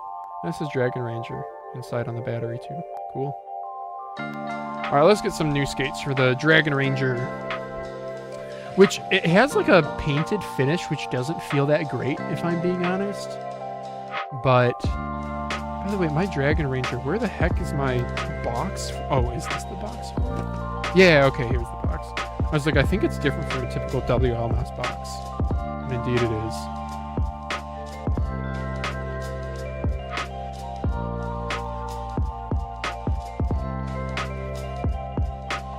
Yeah, I love nano dongles, but I use the DRG dongle because it is really, let me grab that, sorry, Windows sound incoming. Their dongle is really cute.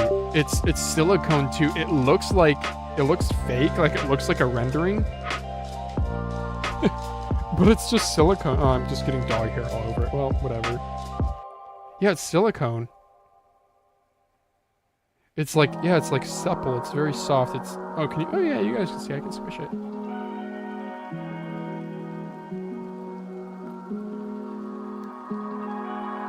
Yeah, isn't that cool? I just think it's adorable. Also, it's like decently hefty. So, I don't know, there's something about it that feels quality. So I do actually enjoy my Dragon Ranger colorway. I'm really happy with it. I think the gray and greenish blue looks really nice in person. My only complaint is that it feels painted. I wish it was like clear coated. So it has kind of a sandiness to it. The DRG, this is raised slightly, but that doesn't bother me. Even the scroll wheel is fun. It has like little zigzags in it. That's cool. The color does pop on camera. Yeah, and also the gray and green it's a unique colorway. It really is. Yeah, I said I kind of regret saying for the mouse awards that like my top brands were ATK and MCHOs. I do think those are like a couple top brands that I can easily recommend to people.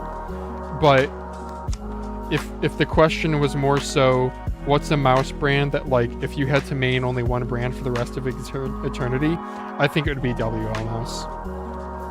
Even though they don't really have, it'd be like them or Lamzu probably. They don't really have good. WL Mouse doesn't really have good ergo options, but their ambi options, Strider, Beast X, and Beast X Max are like pretty much like top tier shapes in my opinion. I feel bad opening this, but here we go.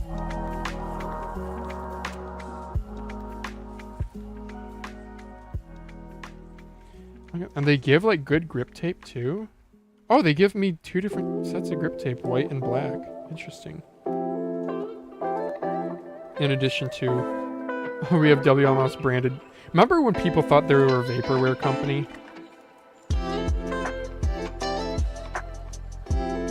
No glass skates. Lots of grip tape options though, look at that. And their grip tape's pretty decent too. Tempting me to get it. If you haven't tried a Final Mouse shape, I think they are worth trying, to be clear. And I'm not just shilling WL Mouse, I'm just saying the Final Mouse shape is a very good ambi shape. But I will shill WL Mouse in saying that it is way better than a Final Mouse. Even if Final Mouse is a few grams lighter with carbon composite bullshit, whatever, the rigidity of a magnesium shell is actually pretty nice. The weight is still very good. Like, what's this going to come in at with dot skates? I'm going to guess 47? 46. And it's a large mouse. Just the side curvature is just very well optimized. The side buttons, while they're small, they are nice and far forward. I don't know why more manufacturers don't do that. They give you lots of accessories. They're not the cheapest, but they are very good quality. You get good build quality. You don't have switch grinding. The arm-on opticals in these are implemented really, really well. They're loud, but they're very nice. They're very tactile. If you like a tactile switch, yeah. Like if you're a person who thinks arm-on opticals are too light, you should try a Beast X implementation.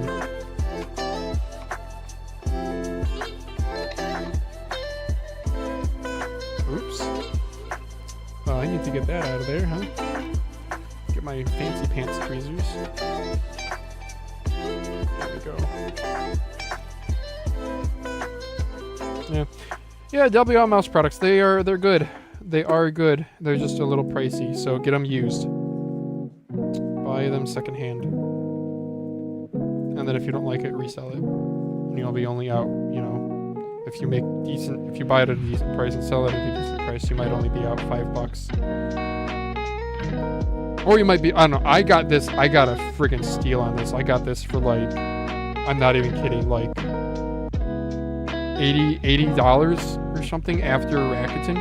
By the way, Beast X, are the Max skates the same size?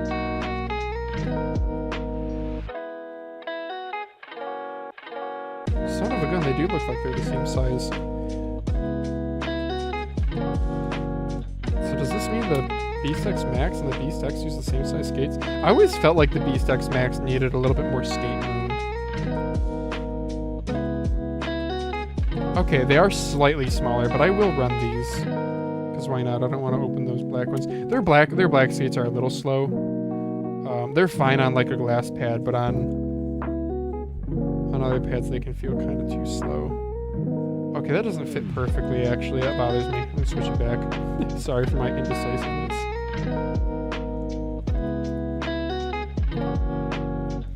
Yeah, I just don't... The black Beast X skates just aren't my favorite. On my Strider, I want to swap them. So that's why I'm hesitating to put them on this. I could try more of my AliExpress dots, wherever I put those. Do you have any experience with the TTC Nihils? Yeah, I briefly had one of the mice with TTC, one of WL Mouses with TTC Nihils. I don't like them. They're too spongy. They're just like a TTC dustproof switch, which I'm sorry. They're a good switch. They're not nearly as good as WL Mouse's implementation of arm-on opticals. I thought the B6 Omrons were light. Yeah, I guess they're still... you're bending a magnesium fulcrum, so they're still stiffer than what most other Omron optical implementations are. What about 029? Do you think the quality isn't on par with WL mouse and Final Mouse? Well, Final Mouse has terrible quality, at least my experience. Sometimes you'll get a really nice one, but most of the time not. The 029, let me grab one. It's not exactly a Final Mouse shape. You do have to remember it feels more narrow. It definitely feels more narrow. I mean, the B6 Max is not a fair comparison, but... No, the Inkot's really good. You do have to remember the 029, it's like a 40-gram mouse, and you can kind of tell. They did a good job reinforcing it in most places. I like mine. I use mine. I do really like mine. I think WL mouse, it's not worth 3x the price, but like, if I had to say which one has better build quality, I'd probably go WL mouse, but I'm really talking in terms of rigidity there. I don't know. WL mouse just does a really good job. But I'm also not saying the 029 is still really good. Really, really good. I love my 029. Never gonna sell it. Alright, we'll do the slow black skates, even though I don't want to. There's gotta be a better way. Man. I could do dot skates. I could just do a crap ton of dot skates on it. That just looks dumb. Should I try white dots? Maybe I'll try some white dots on it. Because I got some coming in from AliExpress. I just know I don't like the black skates, so why should I put them on, you know?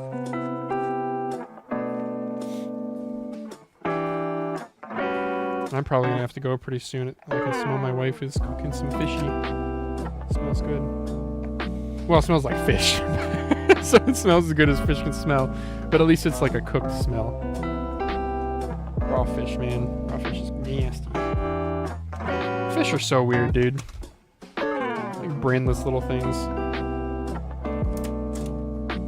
And the fish out there in chat are probably mad at me for saying that. Yeah, I got like different kinds of dot skates here. Jesus, I don't know what to do, guys.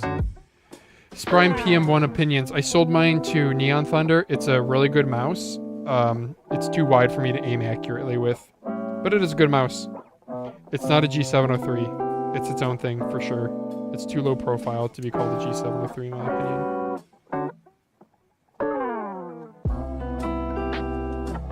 But it's a solid option. If you can get one for like 50 bucks or less, it's solid. Part of me wonders if I should have held on to mine, if they would have appreciated in value. They seem to have settled around 50 bucks.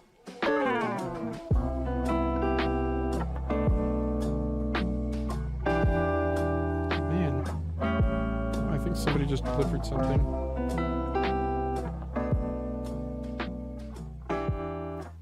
Don't judge my dot placement, it's not done yet.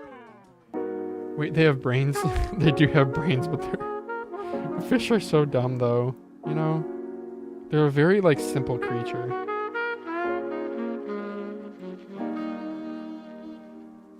I don't know. I guess I don't. I've never hunted before, but I fished. I mean, I've, like, sort of hunted, but not actually, like, cleaned and gutted things. But, like, I've cleaned and gutted fish, and I don't feel bad. Does that make me a psychopath? I don't know, dude. Fish are dumb. I don't feel bad eating fish.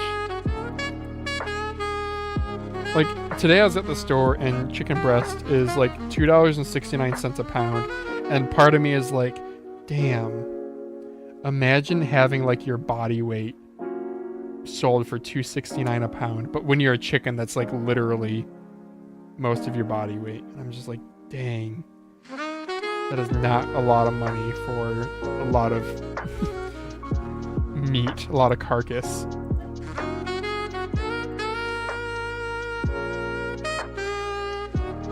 Alright, I guess I'm just gonna go with a cursed dot placement. But I like a lot of dots. I mean, call me stupid or whatever. I like a lot of dots because then it doesn't sink into the pad as much. And that's what I'm trying to prevent. It's not about friction or anything. It's literally just about, I don't want it to sink into the pad. And I just have all these, like, I just have tons of dots that I don't know what they're from. And they're like different heights and different qualities. Yeah, I'm stupid for doing this, but whatever. I think I have 3 different white dots on here. My brain goes fish when UK and US folks say pounds. Wait, why fish pounds? What? Sorry, what do fish have to do with pounds? Like when you catch them and like how much they weigh? Yeah, pounds are a stupid unit of measurement though. I'm with you on that. Pretty much all the only measurement unit that I actually like that's English or imperial or whatever is probably pressure, probably PSI. But that's not because PSI makes a lot of sense.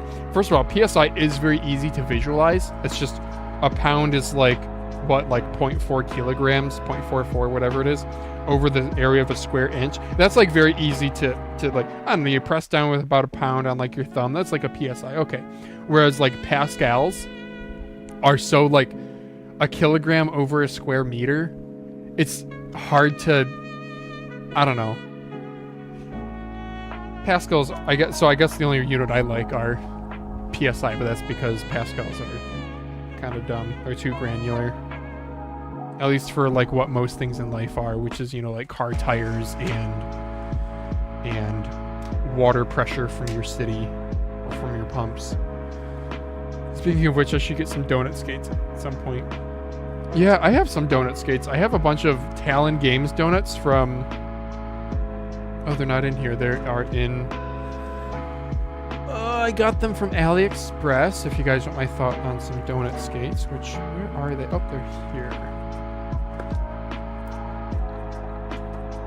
There we go. I got Talon Games black, red, and... I thought I got white ones, too. The red ones are kind of slower than I thought. They're kind of gummy. They're not a really hard... The black ones are fast. They're like a harder... They're like a harder plastic. And then the... Didn't I get white ones too? No, I just got black and... Like, what am I doing with these dot skates right here? Are nice. I should have used those. Oh, whatever. I think I need to be done. Okay, guys. Thank you guys so much for watching. Thank you all in chat. Thunderhead, Vua, Avine Reviews. I actually got a 029 after reading your Reddit review. Oh, I'm glad. How did you sell to Mr. Neon? How does he evade customs, etc.? I'll have to have a chat with him. Yes, you'll have to have a chat with him because I plead the fifth. You can look that one up.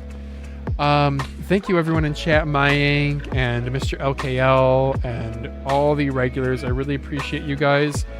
Maybe I'll play some Crab Champions tonight. I don't know if I'll stream it. Probably not because I don't think I have anyone to play with.